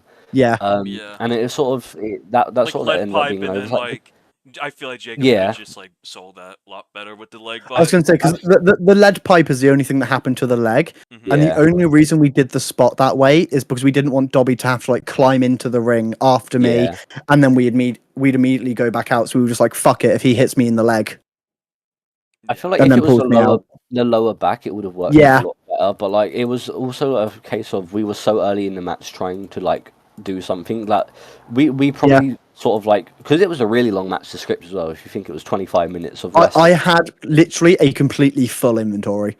I didn't have yeah, a single space available apart from the one where like I had an empty hand. it just like Only thing, it kind of slipped my mind that we even done the leg stuff so early, yeah, considering we like went on to do a 25-minute match and then also like re-script shit. But it's also like, yeah. That's the only real oversight yeah, that's we that's an had. oversight we had, because we But once again, probably I don't think it's enough to drop it from it a is. 5 star. I definitely wouldn't say it's a fucking like minus 0.25 because of it. yeah, Yeah, it was just a bit of an oversight. We probably should have just done lower back, because I think it would have helped with like Yeah, sort of a bit more back targeting and stuff. And yeah, it was just that was just we'll take accountability on that one. yeah, But as far as like the pacing of the match goes, we wanted it to be like that. The crowd, we cannot control the crowd ultimately. I tried working the crowd. We didn't even have like a lot of crowd working in the script, and we were still trying to work the crowd to get it fucking hyped. But it only worked out so well. But yeah, we'll own up to the leg stuff. We probably yeah. thought we were going to do more leg targeting than we did in the match, and that's where it sort of got a bit Fucked up. costed. Yeah, Yeah. But yeah, other than that, I'm just like very, very proud of that match, and I think it yeah. should go down as like like Nuck said, like a fucking All timer. all timer, like something truly wonderful. But yeah, I'm very glad we got to do that match, even if everything surrounding it kind of frustrated me in the end. There is one thing I want to say as the overarching pay per view. This pay per view reminded me a lot of Broken Dreams in that the highest highs were very high, and the lowest lows were very low. The lowest lows were a tag match. The lowest of the low is Faywin, and he was in that. Sorry, Faywin. No, I love Faywin as well. I know we were like ragging on him earlier, but I love Faywin and Atom. this is the greatest Um, 3 match card of all time. Am I right, the- guys? Yeah, uh, yeah. yeah. I said it. I said this the other day to I can't remember who, but Feywind really had that me arc where you were an amazing heel. You turn face, you try to do something cool, and then you're slapped with a retard. Like I love Kyle Cardova. I think he's a Yeah. great person. I think he has potential. He has But not potential. He's in just not good MWA. now. I think he is in desperate need of working the indies before he's like. Yeah. I think all OG. I'm saying is if Tim is getting released from the MWA, I think Kyle, not to say he should definitely be released, but he shouldn't be used in such a prominent role, in my opinion. Because I think Kyle and Bree's skill gap is not tremendously far off each other. No. And I think Kyle should be working like Colt said, RTR, BPW. I can understand not working like UXW and Neo One, because I know he like has a relatively early bedtime. But like, the other two, I think, are pretty good time, and he does work BPW. Yeah. It has been working BPW, and fucking RTR is earlier than BPW, so he has no real reason, and it's once every 2 weeks, Yeah, by so he has no real reason to no real reason to not work it. Ultimately, Yeah. I'll it's utilize going to him. help him get reps. I was gonna say Colt will definitely utilize you, because I mean, look at it. Fucking Aliku is one of his star attractions so far, and we've seen how clear Colt is with Aliku's like current character and shit as of earlier. But like, I trust like the indie bookings, it's like it's just a place for you to like sort of showcase yourself and improve and everything like that. Yeah. And it's just something I think Kyle needs as well. And I think I don't disagree with Bree being released per se, because I feel like her not liking what was happening with Skyhawk Gellion is like that's unfortunate, because that was the only way she was ultimately going to get booked. Yeah. It's like it's either you get that or you don't get anything, because there is just ultimately a fantastic roster right now, and if you're not performing to like peak standards, why would they use you over someone who is doing so? I had the same thing in 2020, 2021. Exactly, yeah. Me and Jacob were going to go down to Ascension at the time, because we were basically in a similar spot where we couldn't do fuck all on main roster. And the stuff they were giving us we didn't like, so yeah, we so got it's bumped. like we got bumped. We were going to go to Ascension, then we left because the community went to shit. But the point is, it's like ultimately I don't see the like working only the indies to get better as like a bad thing. I think it's just going to help you improve ultimately. Yeah. And then when you are in a position to where you're like, okay, this person is doing cool stuff, I want to book them, you'll probably get booked. Because look at Rory. Rory has been doing amazing shit in BPW, and now we have DMK in the SES. Yes, MWA is the main show, but that's the reason you're getting bumped, because it has the best roster, it has the best talent. Exactly, yeah. You're not getting better than MWA. Also, and if you're not up to that level, you can go to the other indies and you can work with those same people, but it doesn't. But it's not a detriment. Yeah, exactly. To the MWA, to the main production. Exactly, yeah. And it's like Minecraft Wrestling as it stands. The indies have never been this good. I think the last time the indies were this good was 2018, as far as like, because I couldn't name you like. How many indies do we have now? We have BPW, Neo1, RTR, UXW, AVLL if Jimmy actually starts doing it. Like we've got like five? Am I missing any? Five fucking indies with 5 different ideologies. I was gonna say 5 indies, 5 different styles, 5 different ideologies, all different for you to get your fucking like matches in, work different shit, and all of them making you improve for MWA. Like. If you want to prove your spot in MWA, go to the fucking indie. Yeah. Work them. Again, look at Misty, look at Rory. Misty started out in the indies, became must-see, and it essentially got her onto fucking MWA, where she's in a fucking co-main event of like one of the biggest shows of the entire year. It also allows you to trial different characters. Exactly, yeah. That's what I'm doing with Jacob Stone and BPW. Yeah. It's like, a trial for me being a babyface. Jacob Sterry's not going to get to work like as a face, because he is a tremendous heel. So it gives Jacob the chance to work as a face as Jacob Stone. It's just like it lets you work on all fucking walks of Minecraft Wrestling, whether it be face, heel, high flyer, power, technical, whatever it is. You just get to experience all the different shit, and it's fucking sky's the limit. Like technically speaking, for like indies, because it's like, yeah, do you want to be a fucking Mexican luchador? Go nuts. Don't go around the indies doing the same character. Like that's my honest opinion. Like, yes, I'm doing Jacob Stone, BPW and UXW, but that's because I want to focus on improving myself as a babyface. I was gonna say, so I'm running that same thing. Even Jacob, where you're like trying to focus on one thing or just having fun with it, like Steve is with Blix. But like for the people in MWA, I would recommend trying a bunch of different characters out. See what sticks. I think Bree especially needs to take that on board. Yeah, because if Nuck and Taco don't like one character you're doing in one promotion, you then do that across every promotion. They're still not going to like it. They still don't like it. But if you try out multiple different characters across multiple different promotions, they could find one character that they do like and be like, yep, that's what we want. Bring them to MWA. Swap them out on that show. Exactly. That's exactly what I think as well.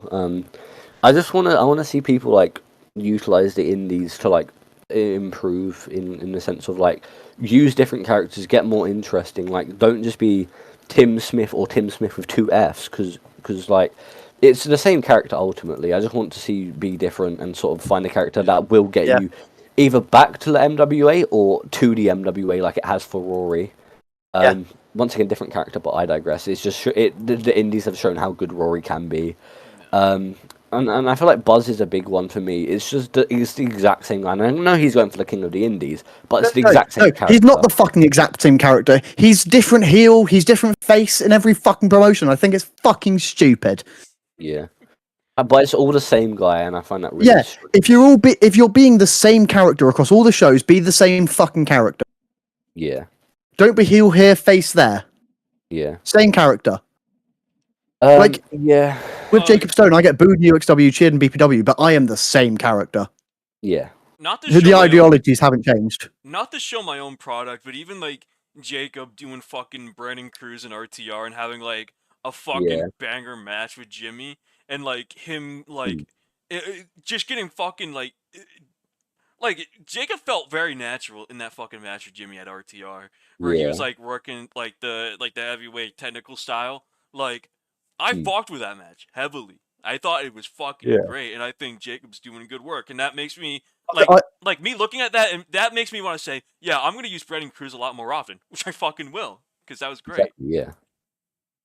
I was gonna say that is me trialing the bigger guy technical style because it's something I want to do in the future with Jacob. Yeah. Like the Jacob Sterry character, because he is a bigger guy. Yeah. So I'm thinking of having him work that sort of style in the future. Yeah, I get you. Yeah, trial it out. It's the Indies is the ideal like trial and error thing, because you can throw shit, and if it doesn't stick, you're not going to be punished like you would on MWA, because like there's so many indies to trial it on as well. Yeah. But it's also a sense of like ultimately it's just a fucking breeding ground for the like stars of MWA, and it sort of gives people either like the chance to break through into MWA or test shit out that they might bring to MWA. We're not going to not book you because you're shit. Yeah. Like that's not a worry. We're going to not book you if you're a cunt and you treat us like shit, then we won't book you. But you don't care, exactly. Like if you're not proficient. Yeah, we love you. I was just saying because I remember there were a lot. I have a Fed in Roblox. There is this one guy. I won't mention his name. I feel like some people who know me. Vinny Cage. No, not Vinny. Not Vinny. Another guy. Like 5 years ago, this dude like fucking hated me. He fucking doxed me. He would fucking like bad talk my family. Yeah. He would fucking like when my grandfather died. Like he fucking disrespected him. Like saying like, you know, I'm glad he's fucking dead. You know, this, that, and the other. Like leaking my face. Like he fucking hated me. Like, but I was like, but like years later, I gave him a title in my company because I was like, you know what, I'm gonna utilize this fucking guy. Like, yeah, he's treating me like shit in the past before, and I shouldn't be forgiving him. But you know what, I'll give him a fucking belt anyway because I think you know his character's good. He's fucking over, and I think he can do some good stuff. So, I mean, I'm of course like I'm not gonna be all like you know forgiving and shit. Yeah, buddy with you. But if I think that like you're good for fucking business, then yeah, I'll push you. Like even if you like disrespect me, I'll still be like, all right, if you're fucking good for business, then you're fucking good for business. But if you disrespect me and you fucking suck, then that's you know another thing. If you fucking suck and you're an asshole, then fuck you. You're not getting booked. You can get the fuck out of you. You know what I mean? Yeah, no, I agree with that. I feel like we can see that in BPW as well, because it is no secret I don't like some of the shit Bree does in the community. But we still gave her a trophy at the end of the day, and she is currently in what I would say is probably one of the funniest like stories we've had so far. Yeah. And we gave her that fucking match with Cave, the cinematic match, and I think that was fantastic. But because ultimately, at the end of the day, we may not like her how like Bree like is in the community, and she may be like a troll. But ultimately, we do want her to improve, and we do want to see her like get better, and that is why we've given her these opportunities. And like, it is truly down to a sense of we may not like what you're doing on an individual basis in the community, but like ultimately, we're not going to hold that against you if you're like a fucking great wrestler. We're going to utilize you as a great wrestler. I feel like it hasn't always been the case with that in like just former MWA. No, not at all.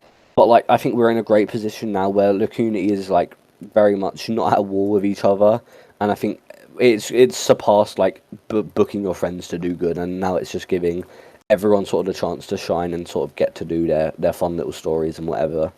And that's why I love the indies ultimately. Yeah. But this podcast has gone so tremendously long because we had a lot We're of at yapping. 2 hours and 39 minutes. I hope anyone who's listened this far enjoyed it because this was a fucking long one. Yeah. This was a long one, but I think it's possibly one of the most honest ones we've done. Yeah, this is a tremendously honest podcast, and if you listen to this and you take anything away from it, just take away that we care about Minecraft wrestling. Please show that you also do, whether that be I'll say, working indies, whatever.